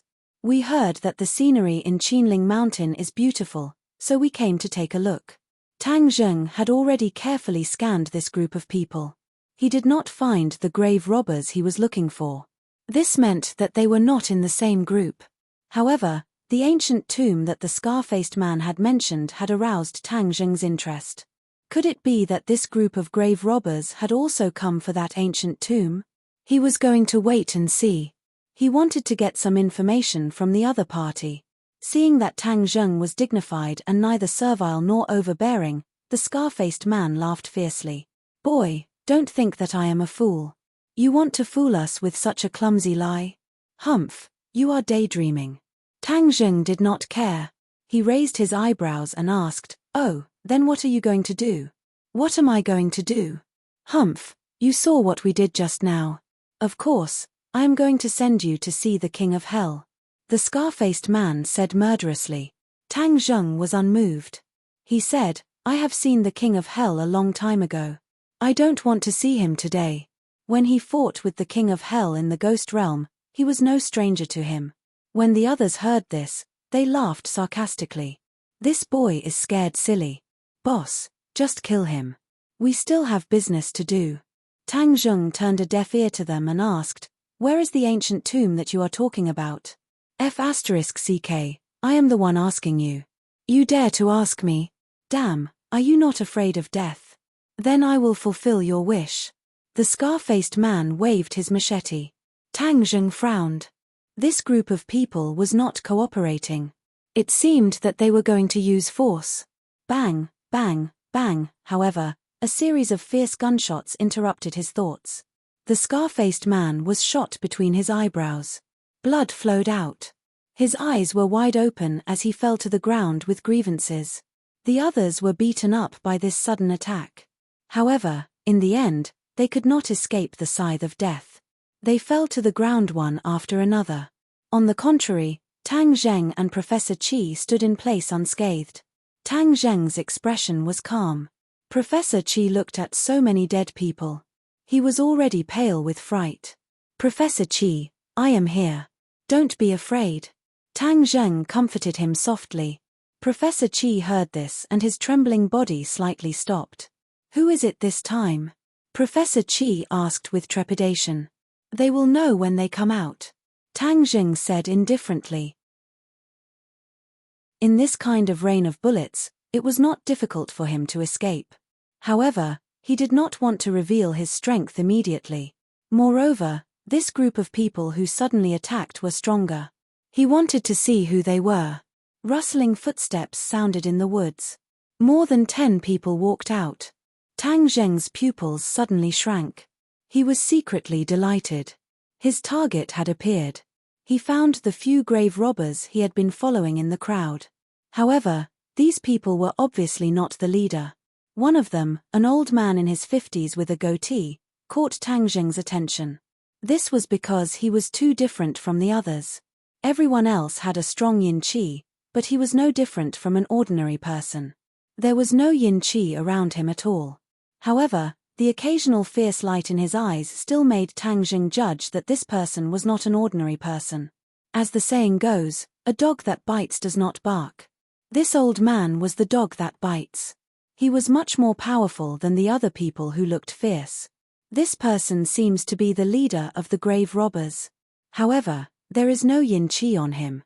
How can a person who has been drilling into graves for many years not be surrounded by yin qi? Could this old man have a way to resolve it? It was extremely unusual to be able to resolve the yin qi. Tang Zheng stopped underestimating him. The grave robbers surrounded them. More than 10 guns were aimed at the two of them. One of the grave robbers whispered a few words in the old man's ear. The old man looked surprised.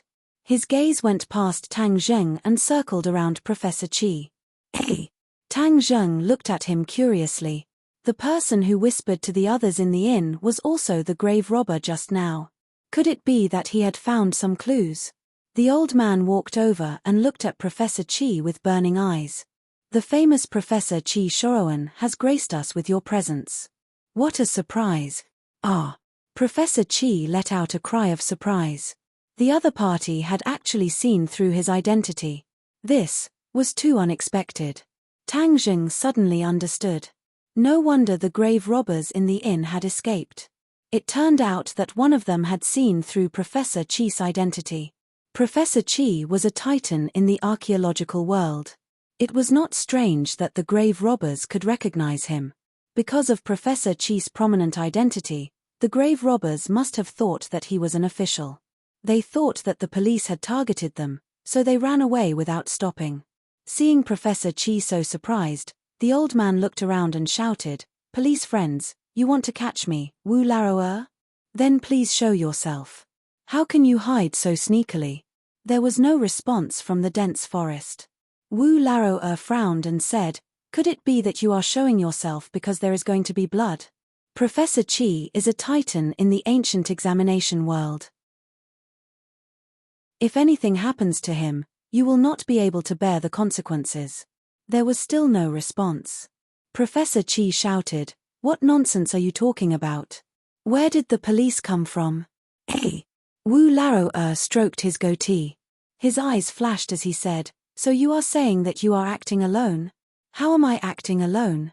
There are two of us." Professor Qi said angrily. Wu Laroer glanced at Tang Zheng and said, "Is bringing a student that useful?" It was clear that he thought that Tang Zheng was an ordinary student. In fact, when Tang Zheng was quiet, he really had a scholarly aura. It was not surprising that Wu Laroer misjudged him. Professor Qi said with a red face, "What's wrong with two people? Facing a group of grave robbers like you, 2 people are enough." Ha ha ha, the group of people laughed without restraint. They looked at Professor Qi as if they were looking at an idiot. Tang Zheng had been watching coldly from the side. This Wu Laroer was not simple. He was waiting to catch this group of people in one fell swoop and then ask about the whereabouts of the ancient tomb. "Professor Qi, you have followed us all the way. You must have heard the news, right? Hehe, you've come just in time. This time, even the heavens are helping me. Last time, I wasn't able to enter the center of the ancient tomb.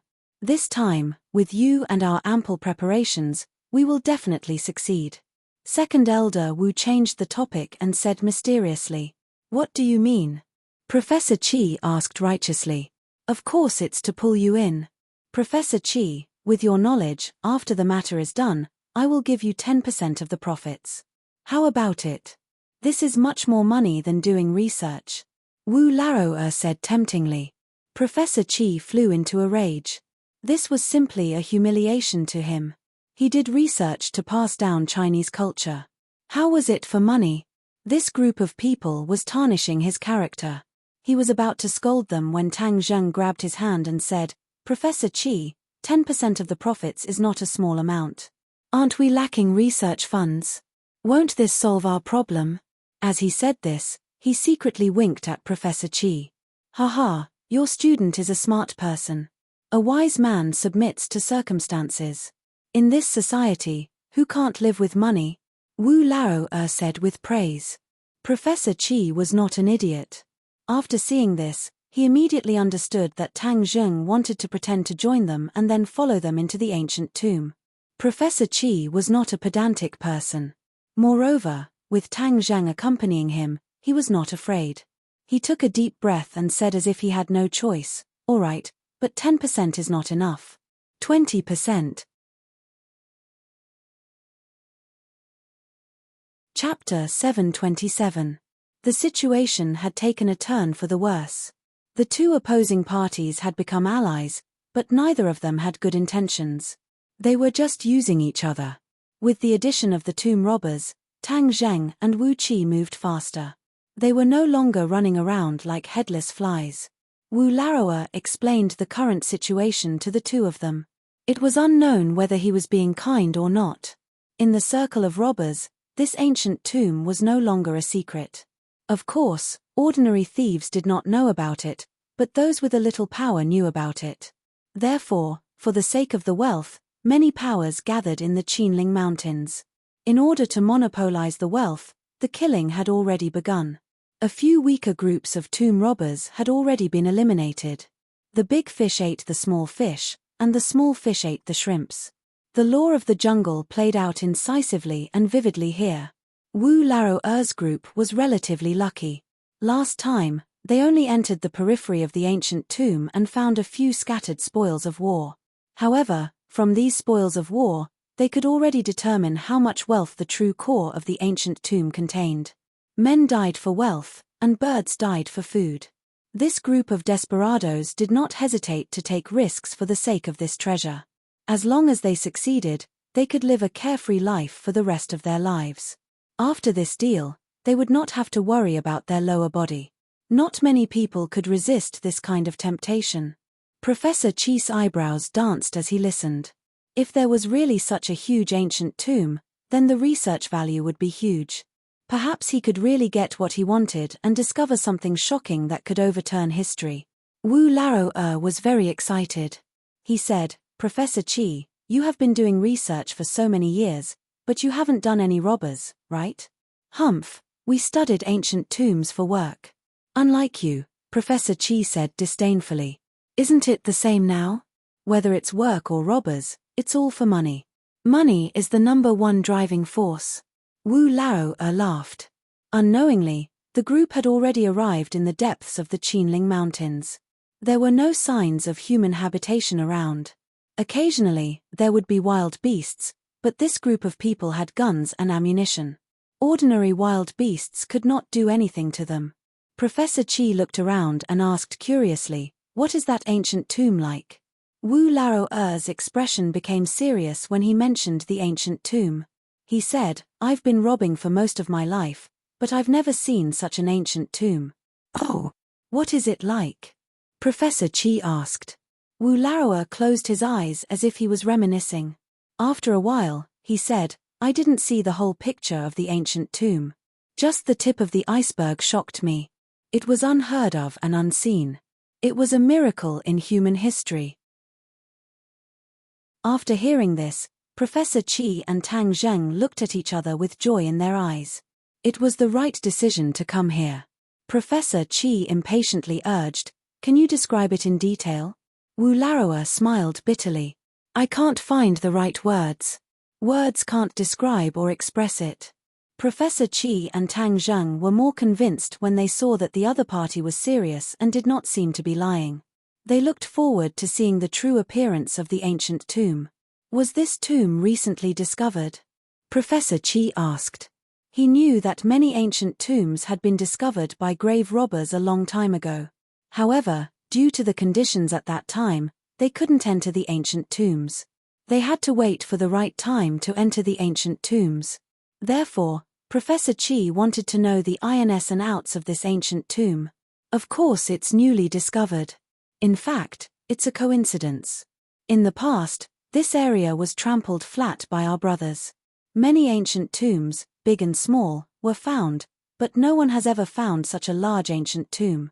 Seeing Wu Laowa's excited expression, Professor Chi quickly asked, "How did you find it this time?" "Oh, someone accidentally found a treasure, so they opened this ancient tomb," Wu Laowa said mysteriously. "What treasure?" "I don't know the details. Anyway, when that group of people was fighting in Dianan, they accidentally found a natural phenomenon. A ray of light crossed the sky, and then they followed it and found a treasure. This ancient tomb was drawn out by that treasure." Wu Laowa sighed. "Why didn't I have such good luck? If I had discovered this kind of secret, I definitely wouldn't have leaked the news.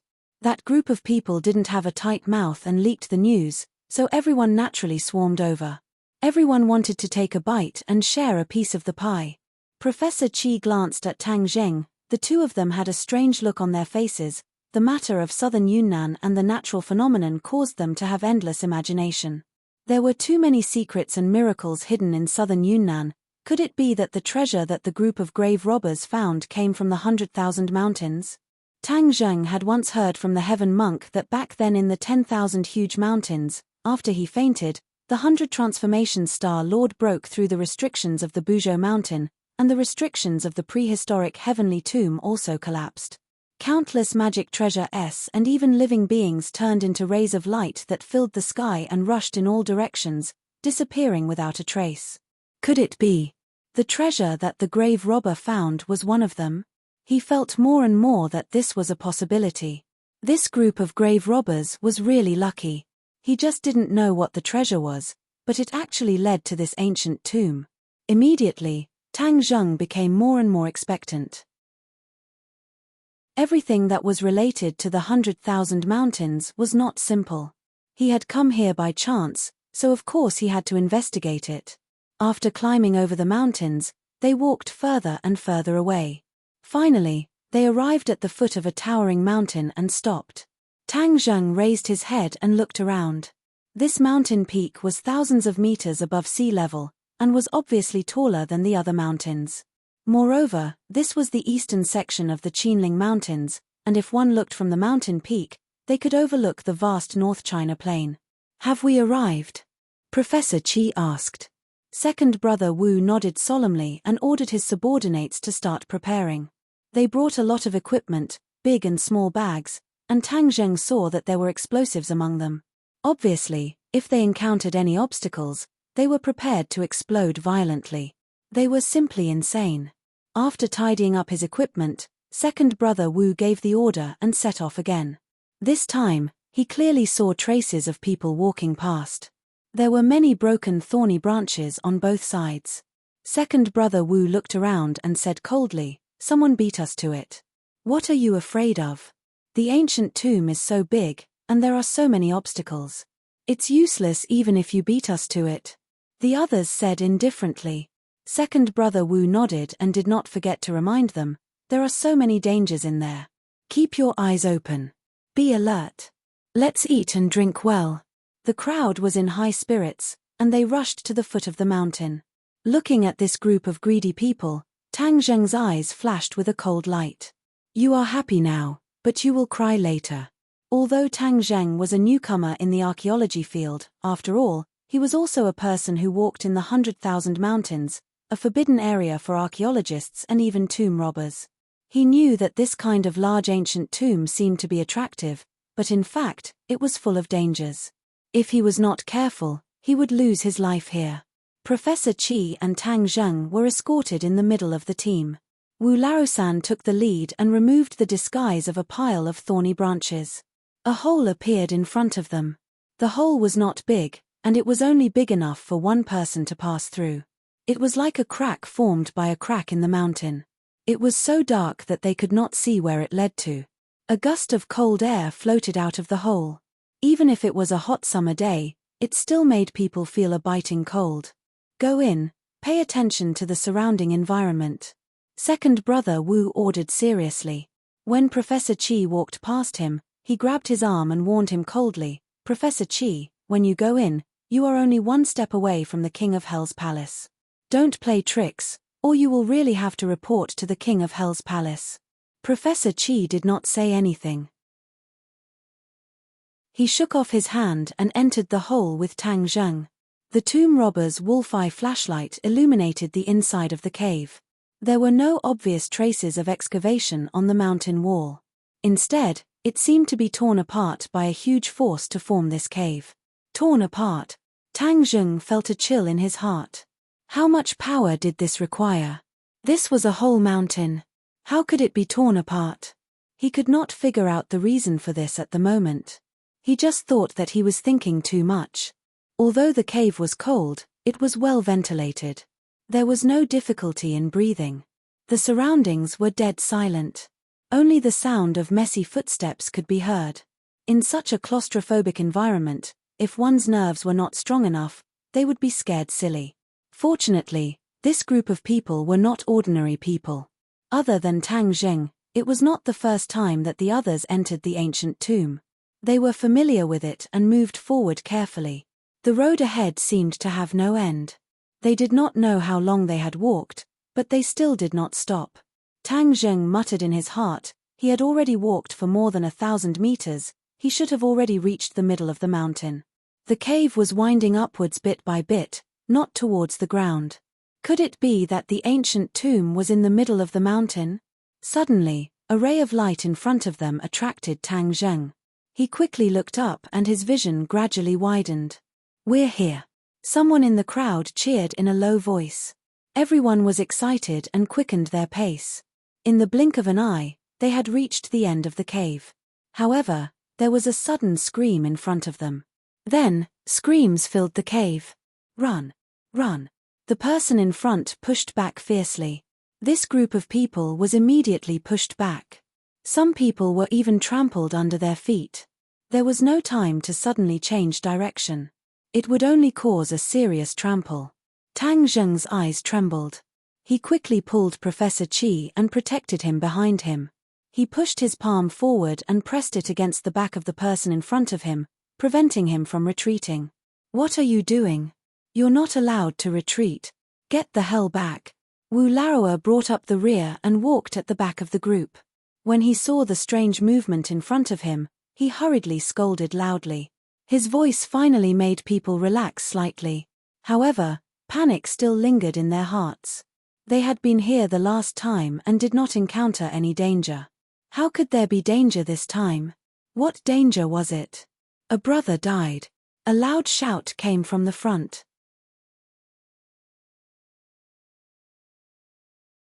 Chapter 728. Under second brother Wu's rage, the commotion in front finally calmed down a little. Suddenly, there was a gust of wind above his head. Tang Zheng subconsciously looked up and saw that old Wu was actually climbing over everyone's heads with his two limbs. His speed was extremely fast. When second brother Wu climbed to the front was completely quiet. Only a few muffled bangs could be heard, and second brother Wu's voice was heard. "All of you, come over here." Everyone rustled out of the cave, and their eyes lit up. The few corpses on the ground were very eye-catching. They were all stabbed with arrows, and blood flowed all over the ground. Everyone's expression was a little unsightly. Dying before the start of the expedition was not a good sign. "Damn it, we didn't see the mechanism last time we came. Why is there a mechanism this time?" Second brother Wu fiercely spat and cursed. Everyone else was silent. How could they know the reason? The people walking in front could not help but recall the scene they had just seen. One arrow after another shot out from the holes in the opposite wall. It was impossible for flesh and blood to block it. Tang Zheng also clicked his tongue in wonder. The ancient people's mechanism had been baptized for so long, but it could still be triggered. He also subconsciously looked at the opposite side. Suddenly, his mind was greatly shaken. His pupils were filled with a huge object. Immediately, he was dumbfounded and his jaw almost fell to the ground. Professor Qi's reaction was even stronger than his. He directly screamed and rushed over without caring about his own safety. The others were attracted by the reactions of these two people. The crowd sneered, but they did not remember that their reactions were almost the same when they first saw this scene. Why was there such a big reaction? It was because they saw the true appearance of the ancient tomb. Looking up, the ancient tomb made of blue bricks could not be seen at a glance. It was as if it towered into the clouds. The top of the tomb could not be seen clearly. Moreover, as far as the eye could see, there was no end to it. This ancient tomb seemed to be boundless, as vast as the sea and as majestic as the mountains. How could there be such a strange ancient tomb in the mountains of Qinling? How did the people in the past build it? Question marks came one after another, drilling into Tang Zheng's mind one after another, making him unable to find an answer. Professor Qi was already lying on top of the ancient tomb. He wished he could grow 1,000 pairs of hands and touch every inch of the ancient tomb. The blue bricks seemed to make his heart beat faster than a woman's skin. The grave robber sneered at Professor Qi and said, "Professors are indeed stupid. It's not worth anything. What's there to touch? It's not like it's a woman." Second brother Wu's face was livid. He pulled Professor Chi aside and said, "What are you talking about? Hurry up and find a way to enter the tomb." In fact, this was only the periphery of the tomb. One had to break through the bricks to truly enter the tomb. Professor Chi slowly came back to his senses. His eyes became serious and dignified as he asked, "Where did you steal the bronze mask from?" "Bronze mask?" Wu Laroa was stunned for a moment before he sneered and said, "So it was because of this that you were lured all the way here from the capital." After pausing for a moment, second brother Wu pointed at the surrounding walls and said, "Look, it's the pit on the wall. Do you see it? The mask is embedded in it." I was almost scared to death at first glance. Tang Zheng and Professor Chi followed his finger and looked over. Sure enough, there were many pits on the surrounding walls. The size of the pits matched the bronze mask. Tang Zheng's face sank and asked, "There are so many pits. There must be a lot of bronze masks. Where are the others?" Second brother Wu spread out his hands and said, "How would I know? They must have been sold. There were a lot of people who came in. Although they didn't enter the tomb, they looted all the good things here." "What a sin!" Professor Chi cried out loudly. He wanted to hit the ground with his head. The grave robbers' behavior was heartbreaking. If they didn't destroy the bronze masks, they would definitely be able to research a lot of new things. Tang Zheng felt a little regretful. If there were so many masks, he could absorb more spiritual energy to increase his cultivation. Second brother Wu's face turned red and he said angrily, "Professor Chi, don't blame me for being rude if you continue to be noisy." Professor Chi snorted and glared fiercely at Wu Laroa. It was as if he was looking at a mortal enemy. Second brother Wu pretended not to see and said, "Think of a way to enter the tomb." "What about the tomb door?" Professor Chi asked. Second brother Wu shook his head, "It's useless. The tomb door is a 10,000-pound boulder. I've never seen such a huge boulder. It's impossible to push it open with human strength." Professor Chi curled his lips and said disdainfully, "How did the ancients succeed? Humph, it's not that human strength can't do it. It's just that some people are too stupid." Second brother Wu was insulted and glared angrily. However, he forced himself not to flare up. He still had to rely on Professor Chi. Tang Zheng didn't know whether to laugh or cry. Sometimes, Professor Chi was stubborn to the point of being cute. Facing this group of fiendish grave robbers, he was like a warrior. "Lead the way to the tomb door," Professor Chi said unquestionably. Second brother Wu was helpless and could only lead the two of them along the tomb for a long distance before finally arriving at the tomb door. The tomb door was about 10 meters tall, and it was really a solid stone door. It was unknown how the ancient people built such a giant, but compared to this miraculous ancient tomb, this tomb door was nothing. Second brother Wu looked up at the tomb door and smacked his lips, "We can't enter from here. We brought enough gunpowder so we can definitely blow open the tomb." "Scram to the side." Professor Chi's temper flared up. He completely ignored the other party and began to fumble around the tomb door. Second brother Wu was about to explode. He gritted his teeth and said, "Professor Chi, I'll give you 10 minutes. If you can't do anything, whether you agree or not, I can only blow it up." Professor Chi snorted and didn't comment. He continued to work as he pleased. When Tang Zheng saw this, he also went over and touched it. It was cold to the touch as if he was touching ice. This wasn't because of the special material of the bricks but because this place had accumulated too much yin qi over the years. Seeing Professor Chi so serious and persistent, Tang Zheng didn't want to disturb him. Thus, Tang Zheng began to study the tomb door again. He placed his hands on it and silently circulated his energy. Whoosh! He took a deep breath and released his true qi, but the tomb door didn't move. Huh! Tang Zheng was secretly speechless. This really wasn't something that could be done by human strength. Time passed minute by minute. The tomb robbers were like ants on a hot pan. They walked in circles and looked at Professor Chi with burning eyes. Boom! Suddenly, there was a loud sound. The huge echo reverberated in the enclosed space. It was deafening and almost made people fall to the ground. "What's wrong?" the tomb robbers shouted in panic. Professor Chi roared angrily, "Didn't I forbid you to use explosives?" Second brother Wu said with grievance, "It's not us. Who else?" Wu Laroer shook his head and said, "We don't know how many people are still inside." His face became tense as he said this. "We don't know how many people have already entered. We can't wait any longer. We have to blast open a hole and rush in. Otherwise, if we are too late, not even dregs will be left." The others agreed. They didn't pay attention to Professor Chi at all. They were busy preparing to set up the explosives. Professor Chi was so angry that his face turned red.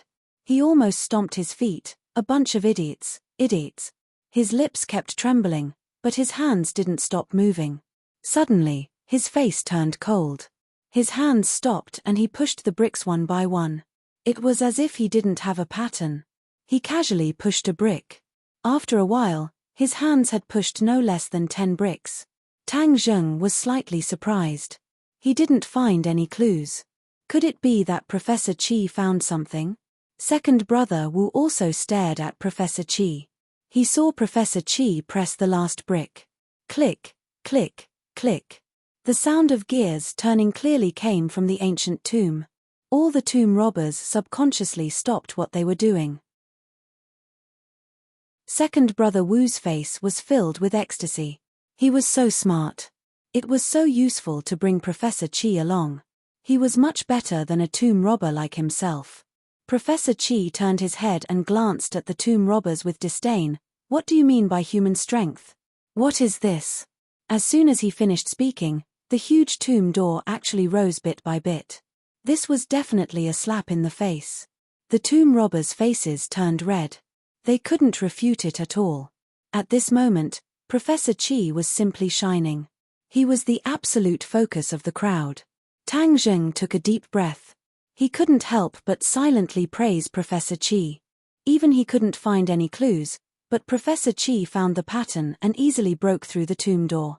This required a huge amount of knowledge and enough intelligence to do it. He couldn't help but admire Professor Chi for this. The title of Professor Chi wasn't fishing for fame. He deserved it. The tomb door slowly rose. Everyone was so excited that they couldn't control themselves. They rubbed their fists and wanted to rush in.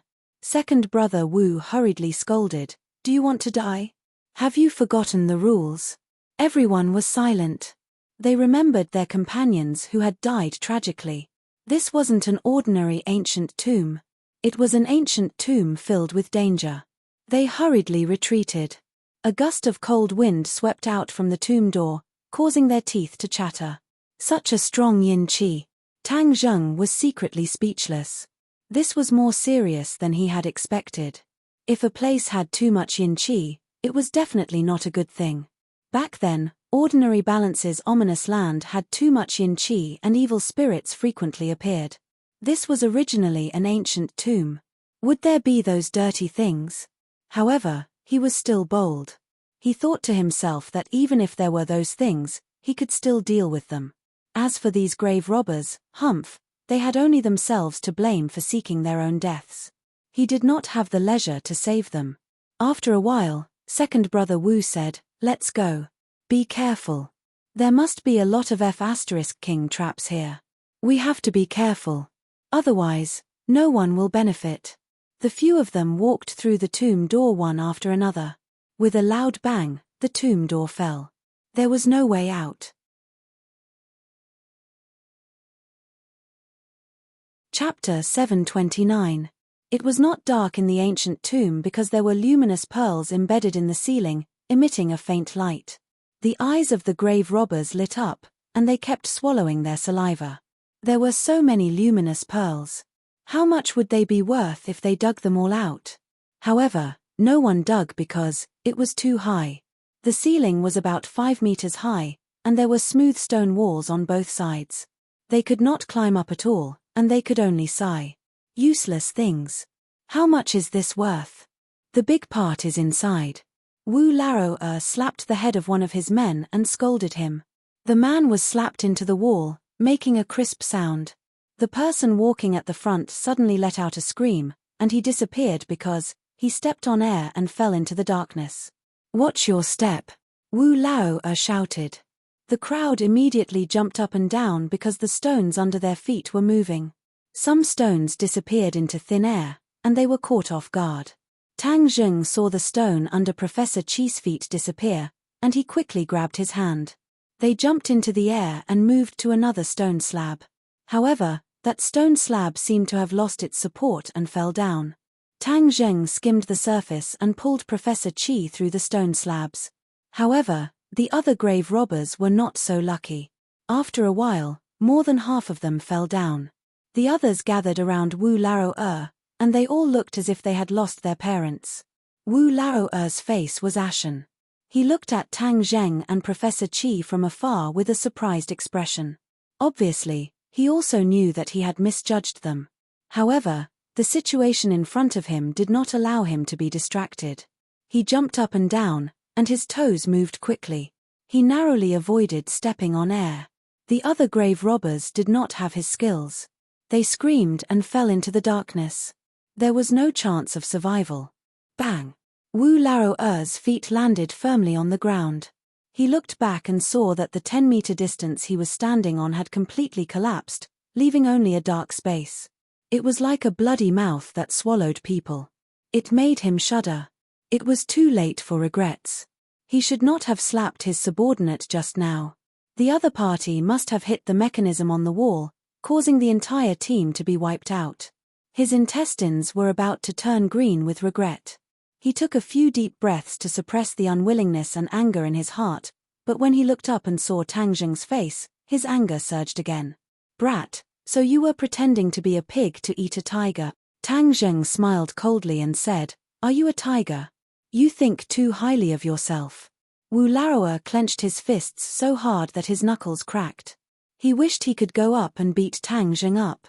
However, when he recalled Tang Zheng's elegant movements just now, he knew that Tang Zheng was much more powerful than him. He couldn't help but wonder if the other party's strength surpassed his. He didn't dare to cause any more trouble. This place was filled with danger. If he wasn't careful, he could be killed by the traps. It was better not to provoke the other party. Humph, good, as expected, the younger generation will surpass us in time. Wu Lao threw down these words, flicked his sleeves and left, rushing forward with large strides. Professor Qi said worriedly, "Since you've already shed all pretense of cordiality, why don't you just directly capture him?" Tang Zheng smiled mysteriously and said, "This place is so dangerous. It's good to let him take a trip. Moreover, he doesn't even have any explosives. How can he run out of here?" Professor Qi suddenly understood and laughed. "Tang Zheng, why didn't I realize that you were so cunning before?" Tang Zheng said with a bitter face, "Didn't you teach me this? You can't be merciful to this kind of grave robber." Professor Qi nodded in agreement. "Yes, you can't be merciful. I'll say something that shouldn't be said. It's better if all of these people die. Ha ha ha." Looking at his indignant appearance, Tang Zheng couldn't help but laugh. The two followed Wu Lao and the whole way was unobstructed.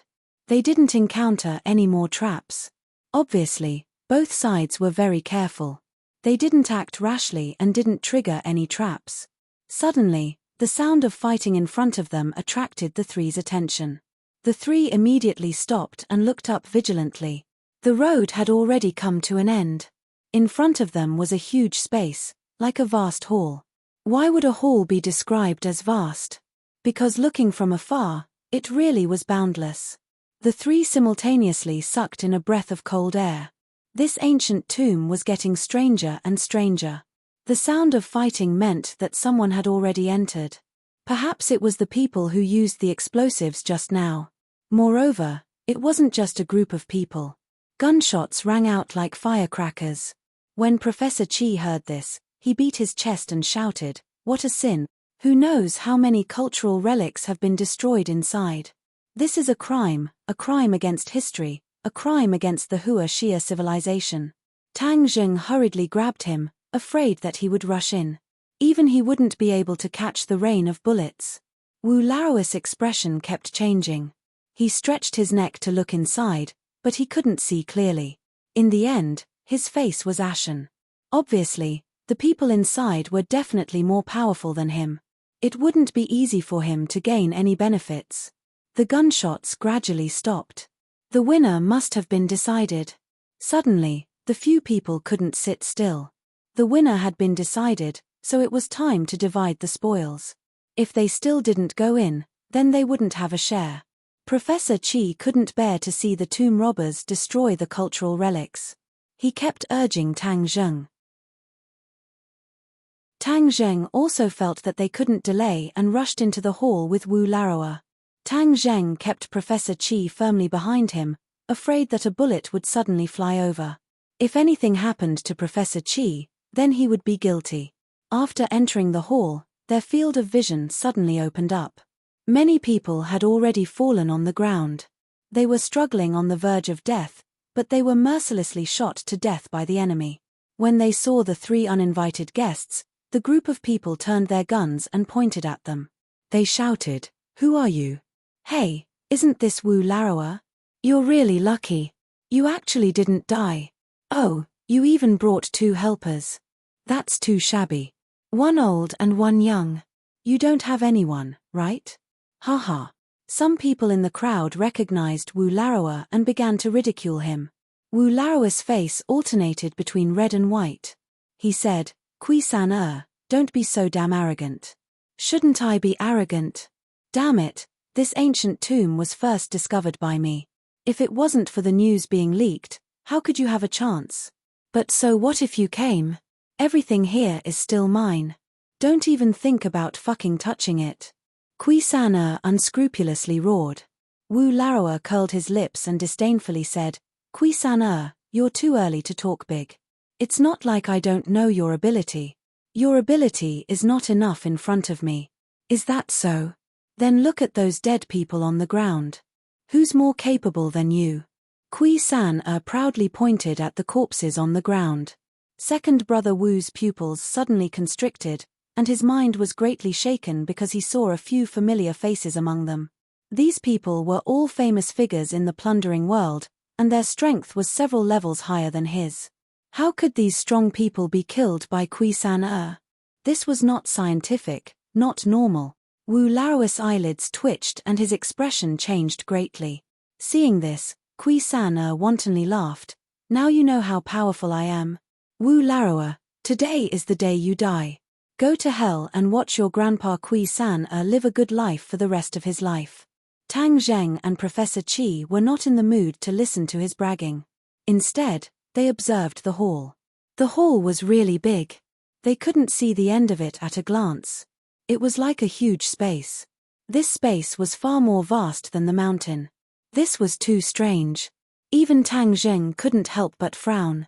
There must be a demon behind this abnormality. This demon was too big.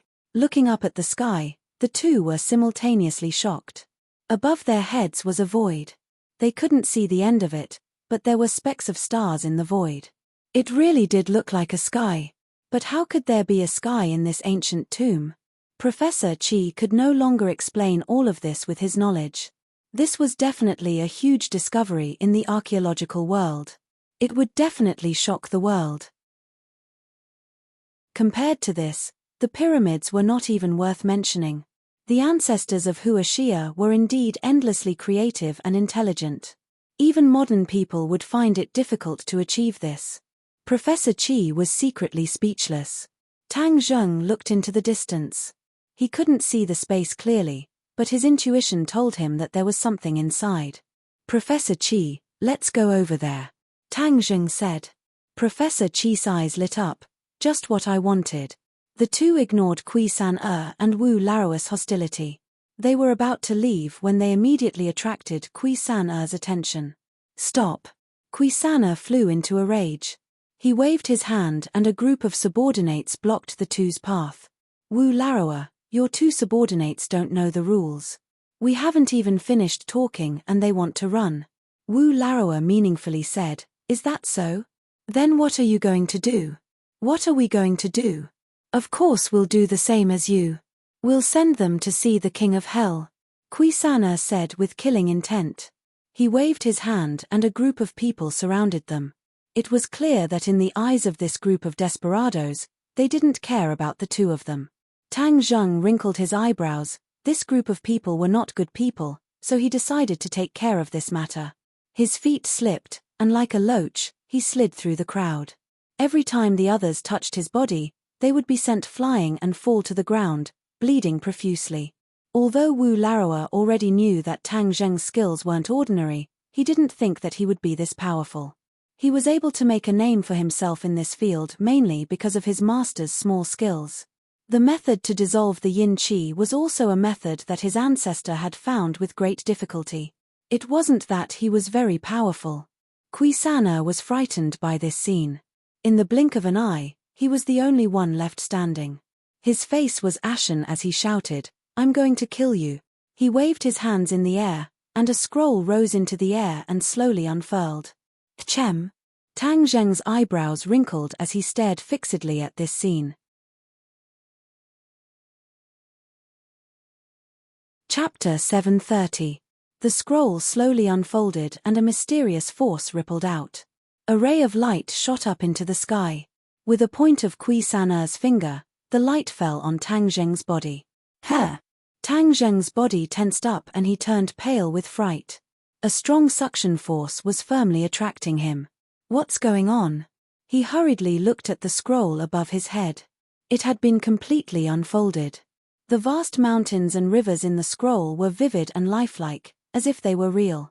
A whirlpool appeared in the center of the scroll, firmly attracting Tang Zheng, trying to suck him in. I must not be sucked in. Although Tang Zheng did not understand what the scroll was, he knew that being sucked in was not a good thing. He hurriedly circulated his qi, circulating it through his 8 extraordinary meridians to resist the suction force. Huh! Kuisana was shocked to see that his tried and tested killing move did not have an immediate effect.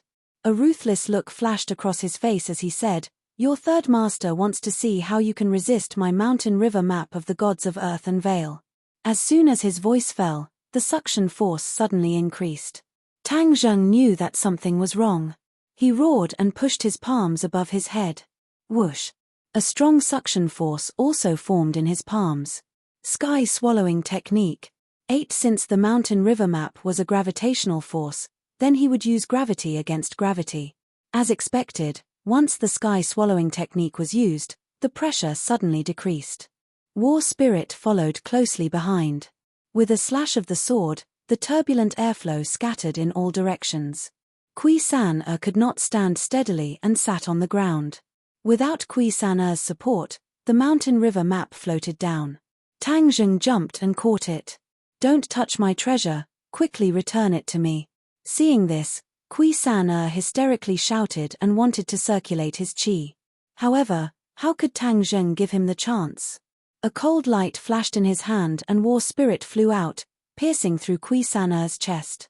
Oh my god! Wu Laroa, who had been sitting on the mountain and watching the tigers fight, was so scared that he ran away. This scene was completely beyond his understanding, and his heart was instantly filled with fear. Tang Zheng glanced at Wu Laroa, who had already rushed into the darkness ahead. He didn't immediately chase after him. Instead, he carefully observed the scroll in his hand. The scroll was about 1/2 meter long, and various mountains and rivers were drawn on it. Moreover, most of them were not mountains and rivers in Hua Xia's reality, which made Tang Zheng quite surprised. There was a mysterious fluctuation of spiritual energy on the painting. Could it be that the treasure Kuisana obtained from the Grand Myriad Mountains was this stately painting? Did he find this ancient tomb just by relying on this map? Professor Qi also came over and stared straight at the painting. His eyes lit up as he looked at the bright stars in the sky. I've never seen such a magical painting. Look at the river, the water is actually flowing. And that forest, the branches and leaves are swaying as if they're being blown by the wind. Professor Qi was already dumbfounded as he cried out in surprise. Tang Zheng fixed his eyes on it. Sure enough, he didn't notice this clue just now.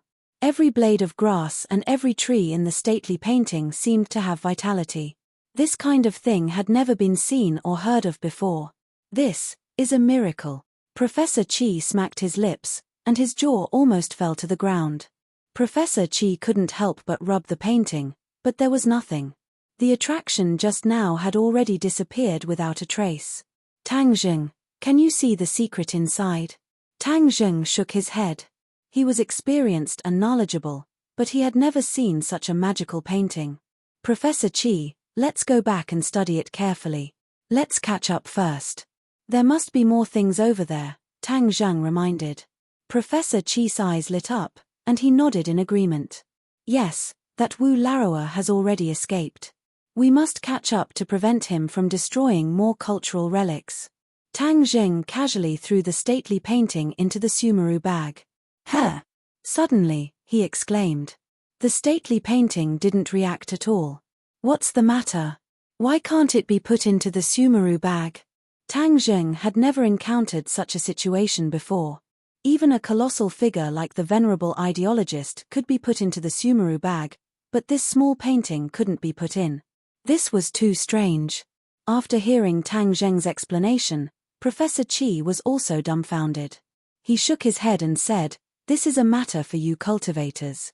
I really don't know the reason." Since it couldn't be put in the bag, Tang Zheng simply took out a backpack and carried it close to his body. Then, he set off with Professor Qi.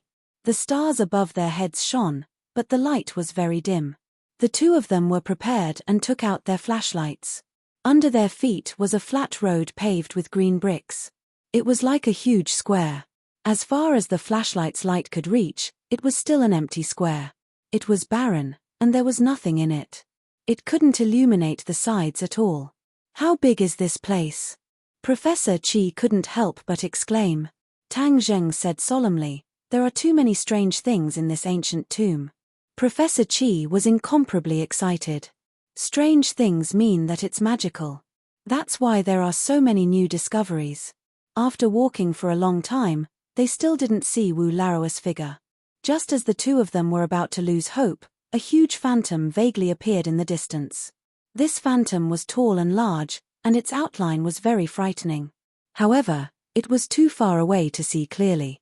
Tang Zheng was overjoyed.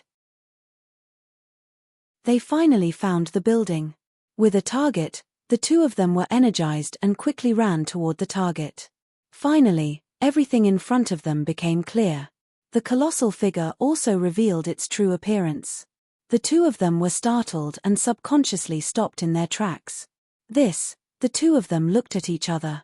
Their eyes were filled with shock. This was actually a huge altar. How big was it? It was as big as 10 main courts. Painting. The two of them immediately remembered the painting that the grave robber sold to Old Wei. There was such an altar in it. Moreover, it looked like it was the same one. Could that painting be describing the scene in front of them? The two of them quickly remembered another scene in the painting. A group of people were building a magnificent palace. In front of the altar, there was a dense crowd wearing bronze masks. The two of them immediately raised their flashlights and shone it over. The altar was too big. They couldn't see clearly what was behind the altar. They couldn't see if there was a crowd of bronze masks behind the altar. That painting must be a documentary of the construction of this ancient tomb. It was just stolen by the grave robbers. Professor Qi concluded. Tang Zheng nodded. His thoughts were similar to Professor Qi's. Doesn't that mean there's a palace behind it? Tang Zheng pointed at the back of the altar and said. Professor Qi muttered, "It's possible." Tang Zheng sucked in a breath of cold air. The painting clearly depicted the appearance of the palace, which towered into the clouds as if it was on par with the heavens. How magnificent it must be. Tang Zheng, take me to the altar. Professor Qi's eyes lit up with excitement. He looked up and stared at the altar. Go up. Yes, this is the place where the ancients worshipped. There are many secrets that can be found in this kind of place. We can't miss it. We have to see it first. Moreover, there were so many traps at the entrance of this ancient tomb. However, it was safe and there was no danger. This is very unusual. Therefore, we can't take the risk. We have to figure out the situation first. Professor Qi said seriously. Seeing that he was so cautious, Tang Zheng thought for a while and agreed. Then hold on tight. Tang Zheng lifted Professor Qi's shoulder, and with a tap of his toes, he flew up to the top of the altar. Whoosh whoosh whoosh. Professor Chi heard the sound of the wind. He looked up subconsciously and found that they were getting higher and higher. His heart beat faster. He took a deep breath and drove away his fear. He looked up excitedly. The top of the altar was close at hand. Bang! Tang Zheng's feet landed on the ground. The dull sound of his footsteps was very obvious in the empty space. It gave the two people a fright. Tang Zheng put down Professor Chi and took a deep breath. He looked up and realized more clearly that the altar was extraordinary. What shocked him even more was that the altar seemed to be a hole. It was made of a huge stone. With Tang Zheng's knowledge, he had never heard of such a huge and complete stone in the world. Hiss! He took a deep breath and circulated his genuine chi to guard against the unexpected. Professor Chi was already squatting on the ground and studying it. There were many complicated patterns on the ground. They were not very beautiful. They were very thick and curved, giving people a strange feeling.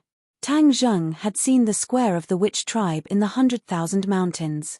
That square contained divine power. Not only did it have the 4 symbols venerables, but it also had the heaven and earth mystic stone. This altar was probably as magical as the mystic stone. He did not dare to be careless. Professor Chi lowered his eyebrows and did not say anything. His thick eyebrows were deeply furrowed. He followed the patterns on the altar and ran forward.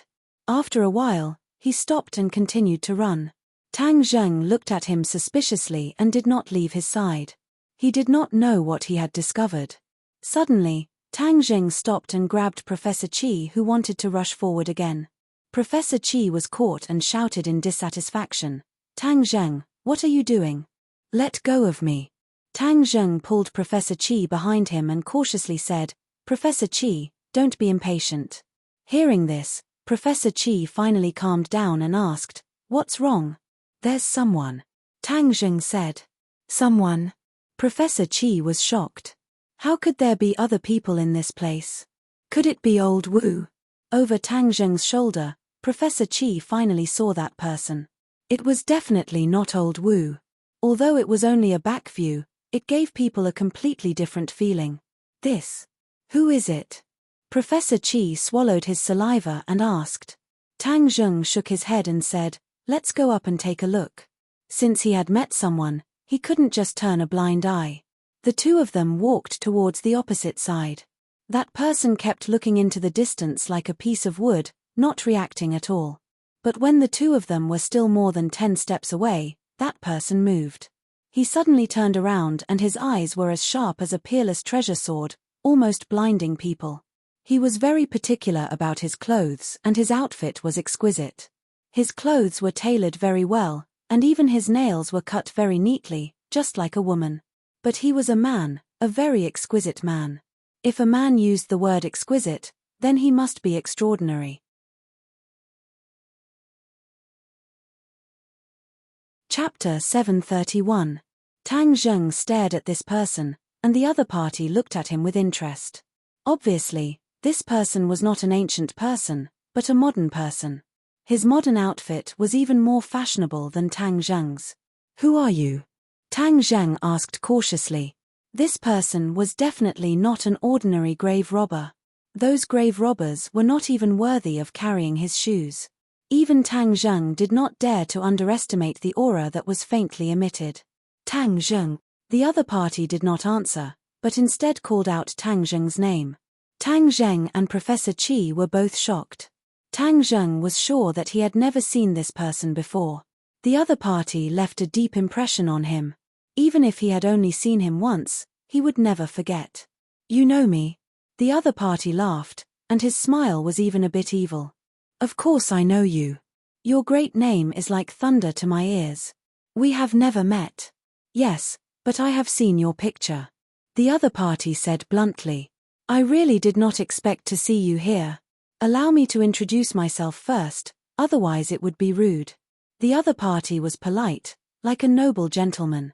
"This humble one is Jade-Faced Flying Dragon."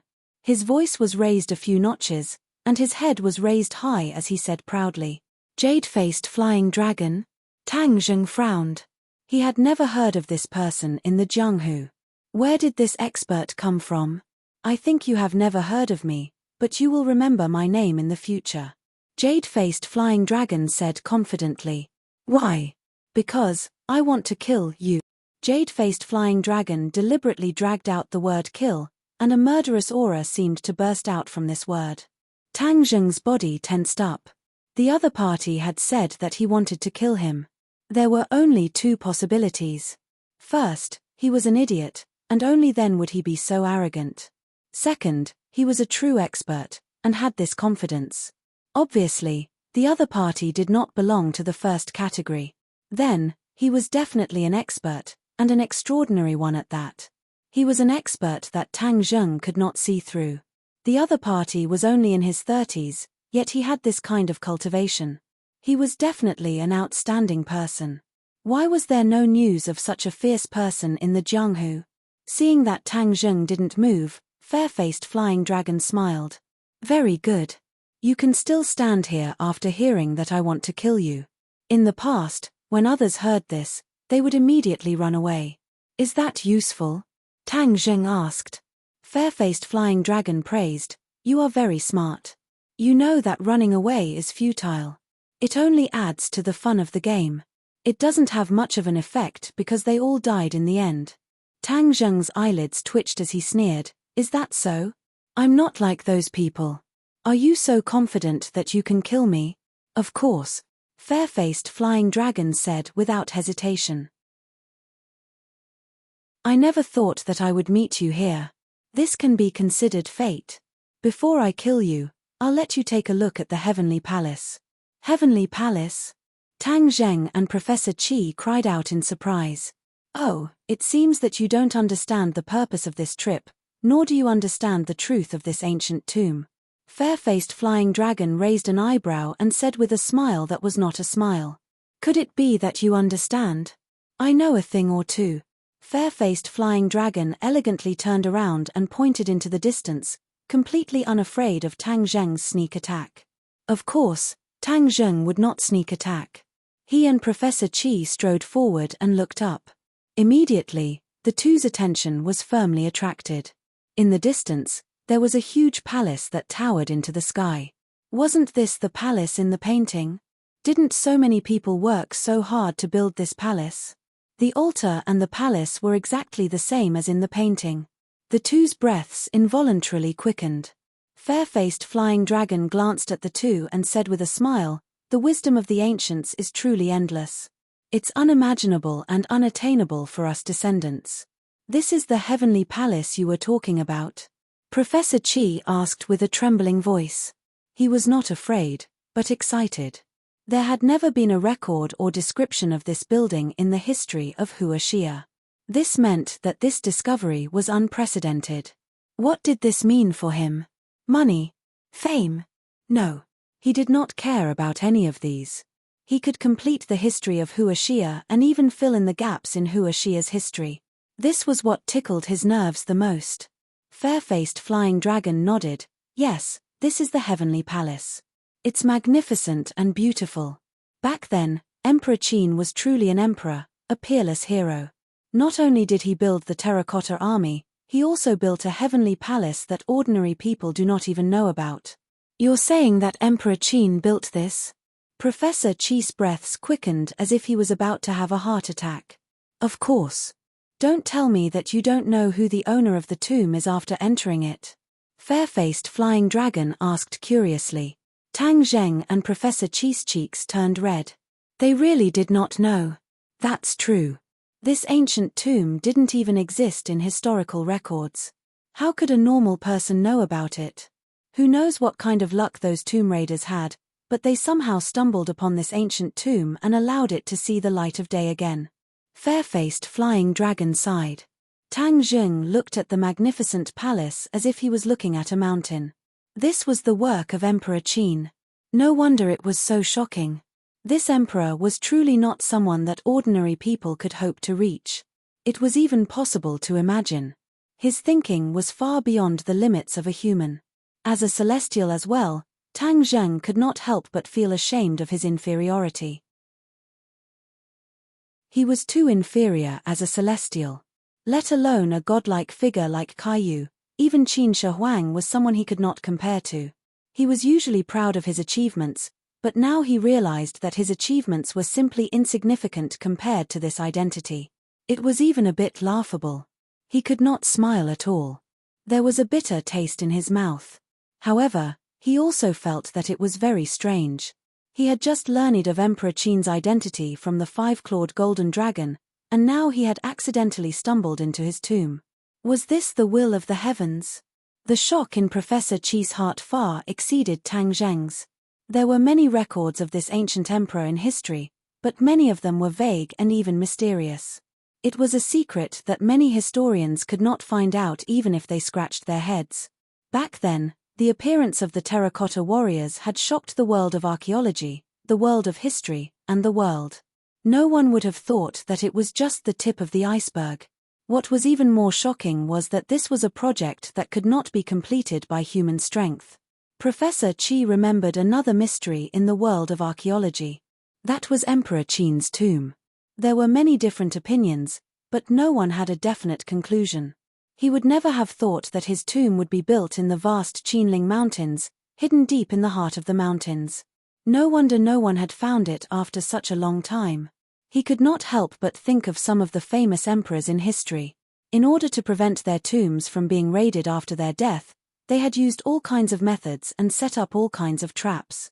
But compared to Emperor Qin's tomb, it was simply child's play. Professor Qi pointed at the heavenly palace and asked, "Is Emperor Qin's coffin in the heavenly palace?" Fair-faced flying dragon nodded and said, "Yes." Professor Qi was overjoyed. He grabbed Tang Zheng's hand and said, "We must go to the heavenly palace, we must." Tang Zheng nodded. He also wanted to see this celestial from thousands of years ago. He wanted to see if he could learn more about the secrets of celestials. Fair-faced flying dragon interrupted Professor Qi's beautiful dream, only to hear him say coldly, "I'm afraid you don't have this life. However, to be buried here with Qin Shi Huang, to be disguised as an emperor for all eternity, this is a great honor." Tang Zheng stepped forward to protect Professor Qi and said, "You really can't wait to kill me? The longer we delay, the sooner we kill you, the better. In this world, there are too many idiots who don't make a move, and in the end, they will miss the opportunity. I, fair-faced flying dragon, am not that stupid." Tang Zheng's pupils shrank. Professor Qi was indeed a difficult person to deal with. "Professor Qi, when we fight later, if I can't defeat him, I will find an opportunity to put you down. Then, you can't turn back. Immediately run back the way you came, and then leave this tomb. Remember, don't look back," Tang Zheng whispered. Professor Qi's face changed drastically. He looked at the heavenly palace and said reluctantly, "Leave this place? Yes, your life is more important than anything else. Where there is life, there is hope." Tang Zheng tried his best to persuade him. He was afraid that Professor Qi would lose his temper. Professor Qi hesitated for a moment and then sighed. "Okay." Tang Zheng walked forward in large strides. When he was a few meters away from Fair-faced Flying Dragon, he looked at him with shining eyes. Fair-faced Flying Dragon smiled and said, "Pay attention, my attack has begun." Tang Zheng had already paid 120% attention.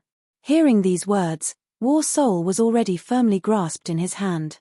The sporadic mottled light was unable to cover up the destructive light of War Soul. On the altar, there were only a few flashlights on the ground. They were not very bright, but for these two experts, it was enough to determine victory and defeat. It was enough to decide life and death. Although he had already paid enough attention, the moment Fair-faced Flying Dragon's voice fell, Tang Zheng felt a despicable aura shoot towards him. He had not seen clearly what it was. He quickly raised War Soul. Ding! With a crisp sound, War Soul trembled non-stop. Tang Zheng's feet slipped and he almost fell back. War Soul buzzed non-stop, and Tang Zheng's arm went numb. It was just a single strike. Moreover, he had not seen clearly how powerful it was. This caused him to be extremely frightened. He quickly looked up and saw Fair-faced Flying Dragon's finger in the air. That despicable aura shot towards him again. Tang Zheng did not sit still and wait for death. He leapt into the air and swoosh swoosh swoosh. War Soul slashed through the air.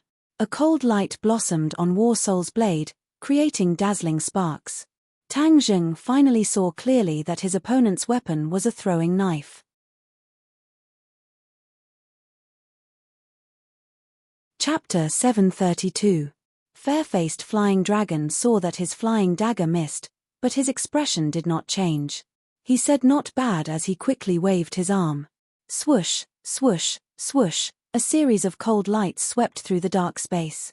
Tang Zheng felt a flash in front of his eyes, and the flying dagger was already flying towards him like a string of pearls, full of killing intent. Ding, ding, ding. The flying immortals from Outer Heaven sword technique was displayed to the fullest. The sword light that filled the sky was like 1,000 zhong, illuminating the entire space. The two were secretly shocked in their hearts. Fair-faced flying dragon said in his heart that he was even more powerful than the legends made him out to be.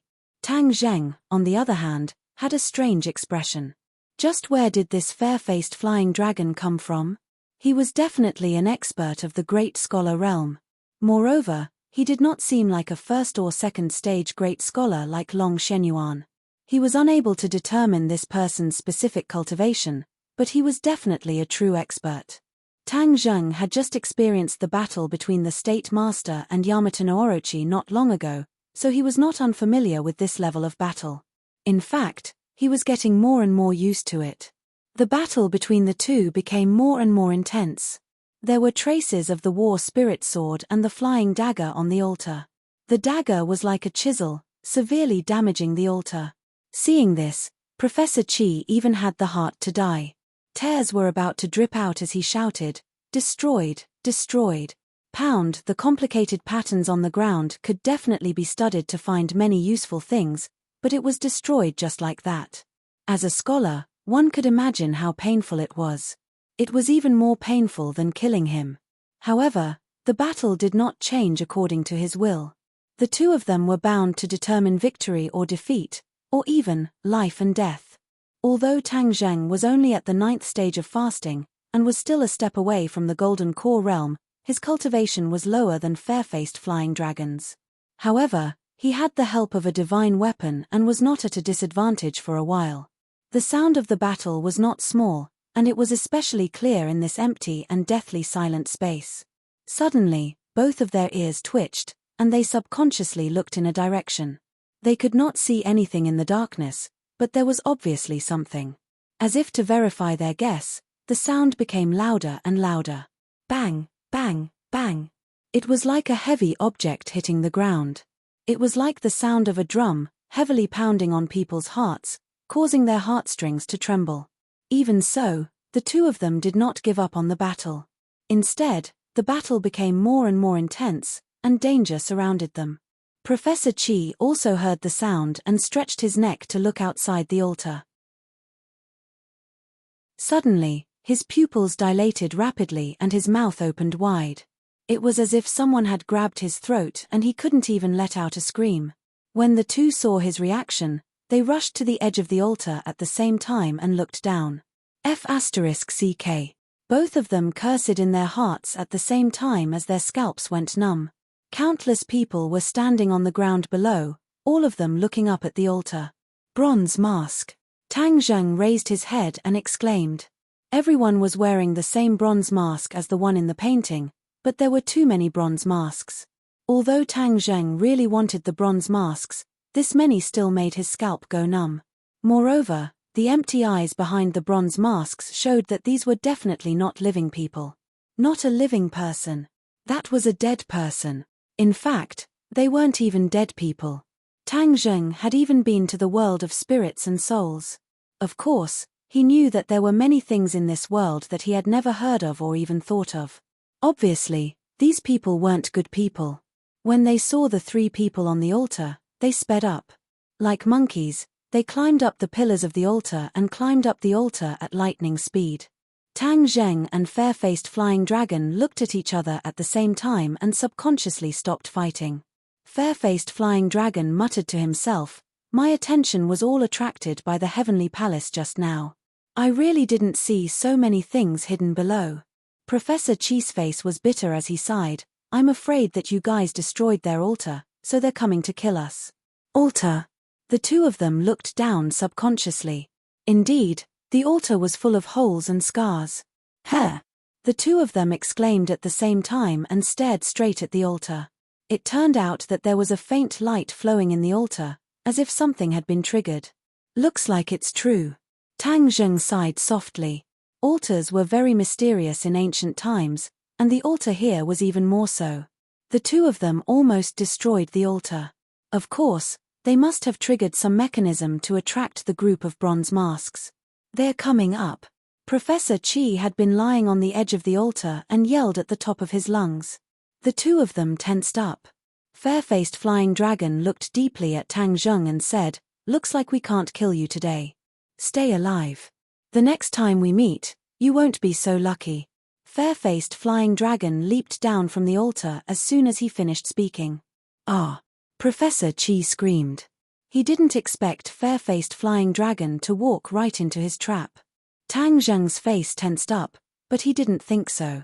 Sure enough, the fair-faced flying dragon spread its wings like a rock and landed on the ground. The tip of its foot landed heavily on one of the bronze masks. With a loud bang, the bronze mask shattered into pieces and scattered all over the ground.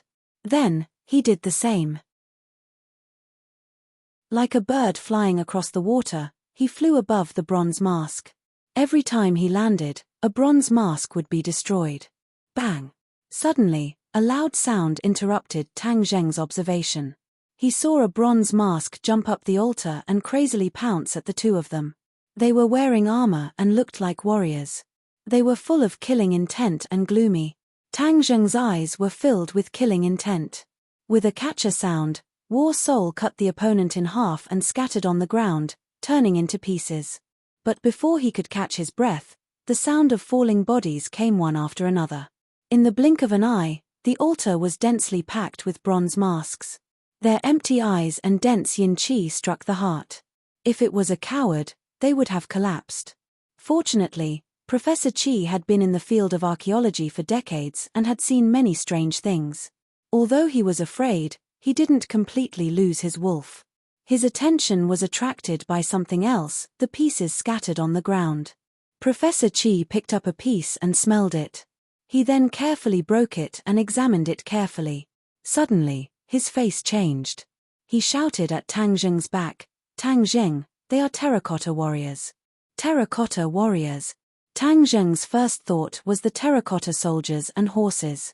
Their craftsmanship was as good as the heavens, shocking the hearts of people. But compared to the ones in front of him, those were too mediocre. At least, those terracotta warriors were dead and couldn't move on their own. These were living terracotta warriors, and they were quite lethal. Professor Qi couldn't help but exclaim in amazement. He praised, "It's too miraculous. Qin Shi Huang is indeed a great emperor. He actually created so many living terracotta figures. This is no longer something that can be done by humans. It's a miracle." Yes, in Professor Qi's mind, this was a miracle. It was not something that could be done by humans. Tang Zheng, on the other hand, saw some clues. These terracotta warriors were nourished by yin qi, accumulated over time, and experienced thousands of years to create such a spectacle. Just now, when he had just stepped onto the altar, he had already noticed that the yin qi on the altar was denser than in other places. It was as if it was water, filling the air. Obviously, other than offering sacrifices, this altar might also be used to collect the yin qi in the ancient tomb to nourish these terracotta warriors. In fact, along the way, Tang Zheng had been puzzled. This place was filled with yin qi, so how could there not be any yin soldiers or evil gong filthy things? Now, the answer was revealed. It turned out that the yin qi was all used to nourish these terracotta warriors. There was no extra to nurture those things. These terracotta warriors were not weaker than those things. More and more terracotta warriors climbed onto the altar like a flood. They were densely packed, numbering in the thousands. They had already completely occupied the altar. Tang Zheng took out the heaven-shocking bow and the sun-shooting arrow. There were too many enemies, and the War Soul sword might not be able to kill his way out. "Tang Zheng, what should we do?" Professor Qi asked fearfully. "Hide behind me, and follow me to kill our way out." Tang Zheng said resolutely, as if he was alone, it would not be difficult to escape. But with Professor Qi by his side, all of this would be wishful thinking. Professor Qi mustered up all the courage in his body, preventing his legs from going soft from fear. He followed closely behind Tang Zheng. The terracotta warriors had already rushed over like a tidal wave. Their killing intent and yin qi covered the sky and earth, reaching a peak. Kill! Tang Zheng roared, the sun-shooting arrow left the bowstring, the surging qi instantly tore apart the few terracotta warriors at the front, and the terracotta warriors at the back followed closely behind, rushing over. Bang! Bang! Bang! The terracotta warriors continued to explode, filling the sky with fragments. Suddenly, a horse's neigh sounded out in this empty space. A war horse made of terracotta warriors soared into the air and flew up from below, its four hooves landing heavily on the altar. On the back of the horse sat a terracotta warrior. His attire was completely different from the other terracotta warriors, and he looked like a general. With a stretch of his hand, he grabbed the sun-shooting arrow that was flying towards him. The sun-shooting arrow was already at the end of its flight and did not have much power left. But even so, it could be seen that the other party was definitely not someone the other terracotta warriors could compare to. Tang Zheng's face changed slightly. One less sun-shooting arrow would be a huge loss, and he would definitely not allow this to happen. Thus, he leaped up, pulled Professor Qi, and flew over the densely packed terracotta warriors' heads, and rushed straight towards the general. A cold light flashed in the general's eyes. He placed the sun-shooting arrow on the war horse, and a long spear appeared in his hand. With a shake of the spear, he pierced towards Tang Zheng with the force of 1,000 kilograms. Tang Zheng was in the air, and beside him was a Professor Qi. His strength was greatly reduced, but he still reacted accordingly. He kept the heaven-shocking bow and used the war soul sword instead. Clang! A muffled explosion sounded out, like a bolt from the blue, causing the surrounding terracotta warriors to sway.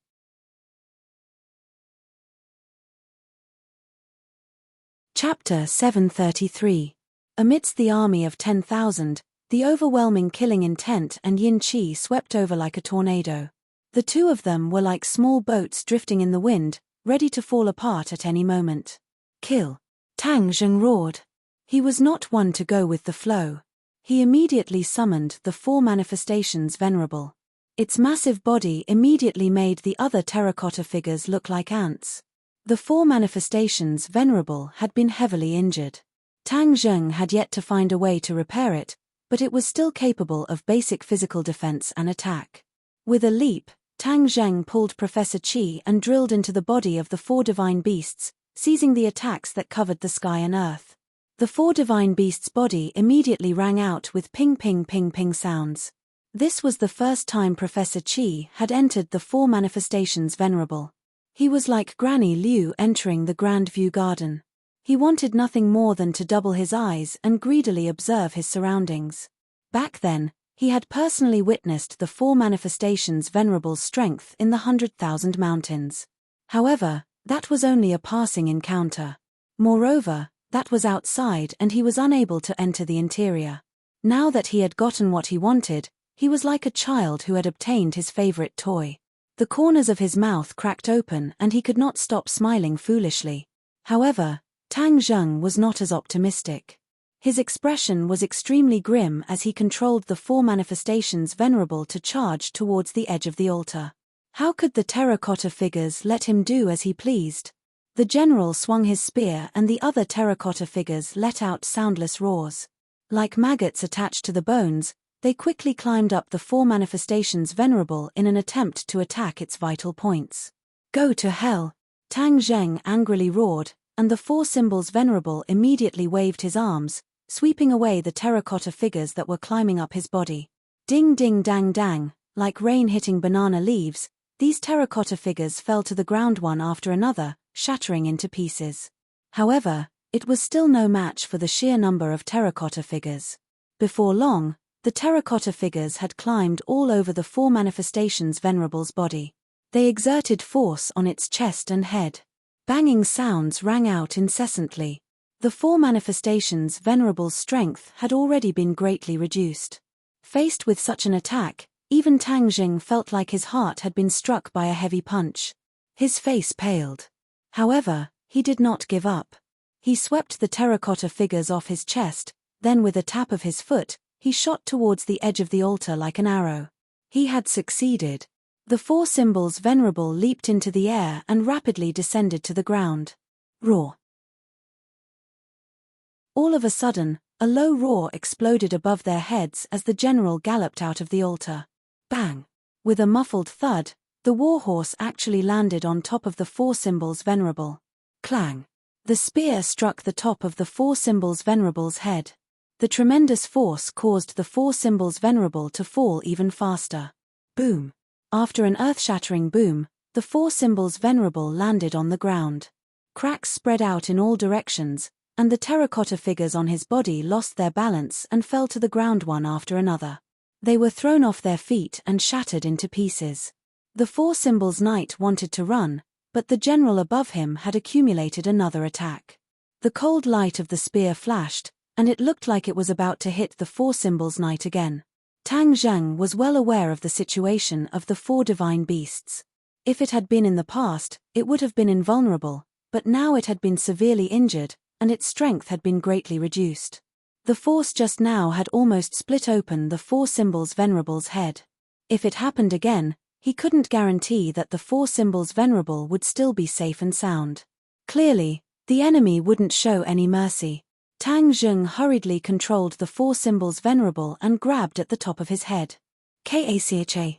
The warhorse was caught head-on and shattered into pieces. Even the shooting sun arrows fell into the large hand. The general had already flown up and dodged the attack, but the spear's attack didn't decrease in the slightest. Pu. The spear pierced through the four symbols venerable's palm. Tang Zheng let out a heart-wrenching scream. When he looked down, he saw that his palm was also bleeding profusely. At this moment, he and the four symbols venerable had become one. Injuring the four symbols venerable was injuring him. He endured the pain and slapped down with his other hand.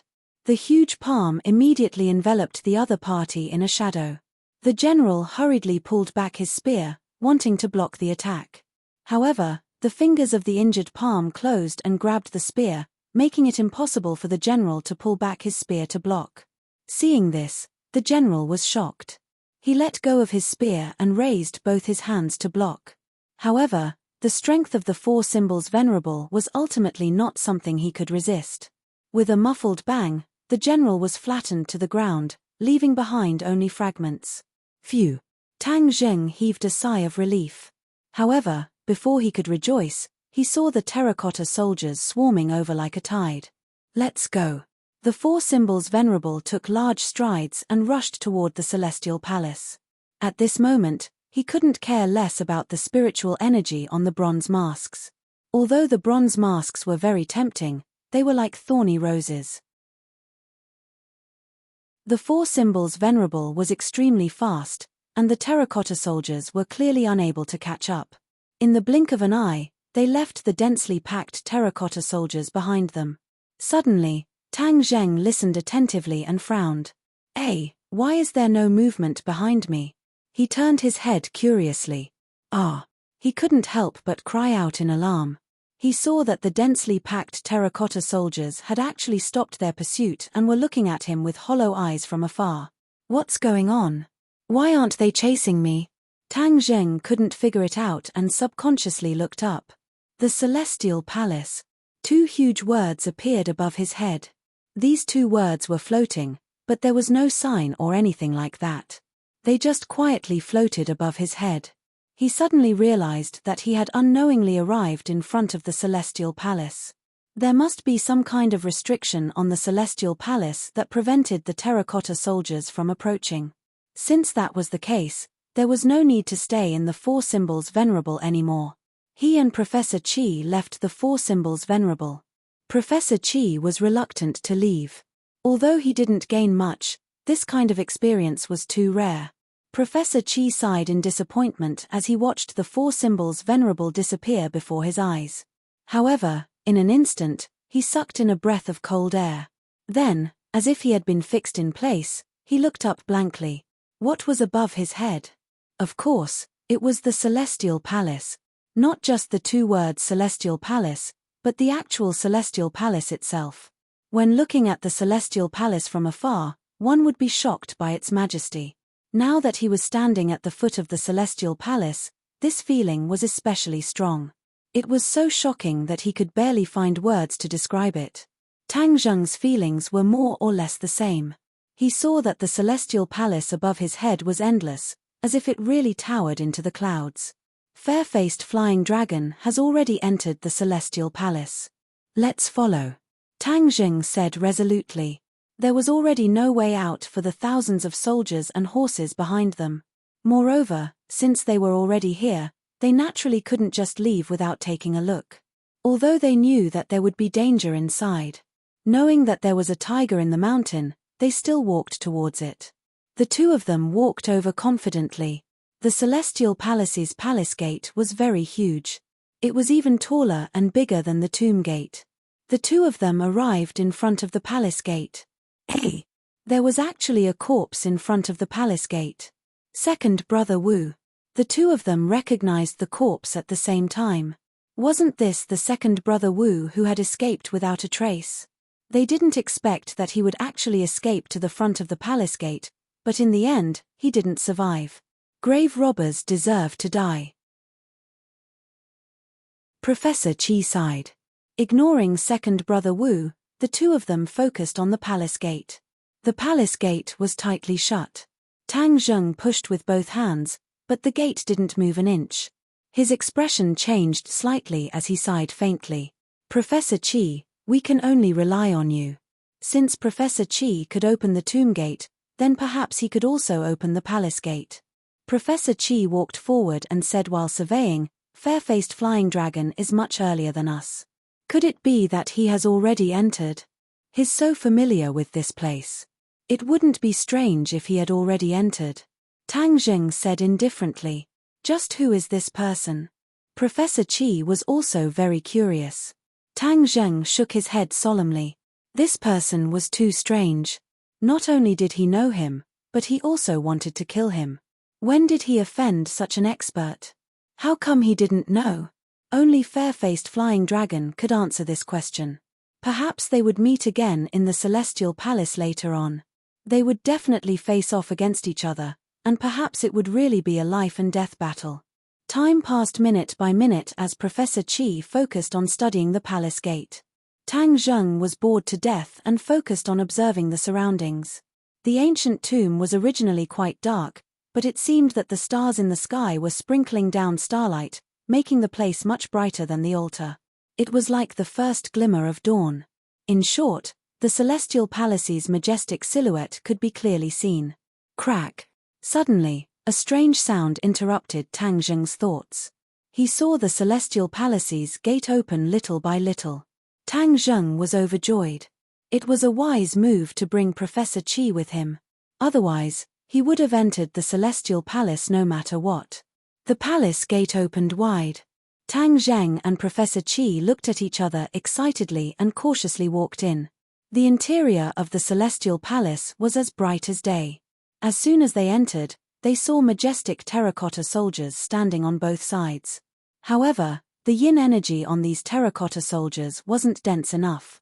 They hadn't come back to life. Tang Zheng and Professor Qi's hearts were in their throats. If these terracotta soldiers came back to life and attacked, the two of them would have offended them. After passing through the long corridor, the scene in front of them suddenly opened up.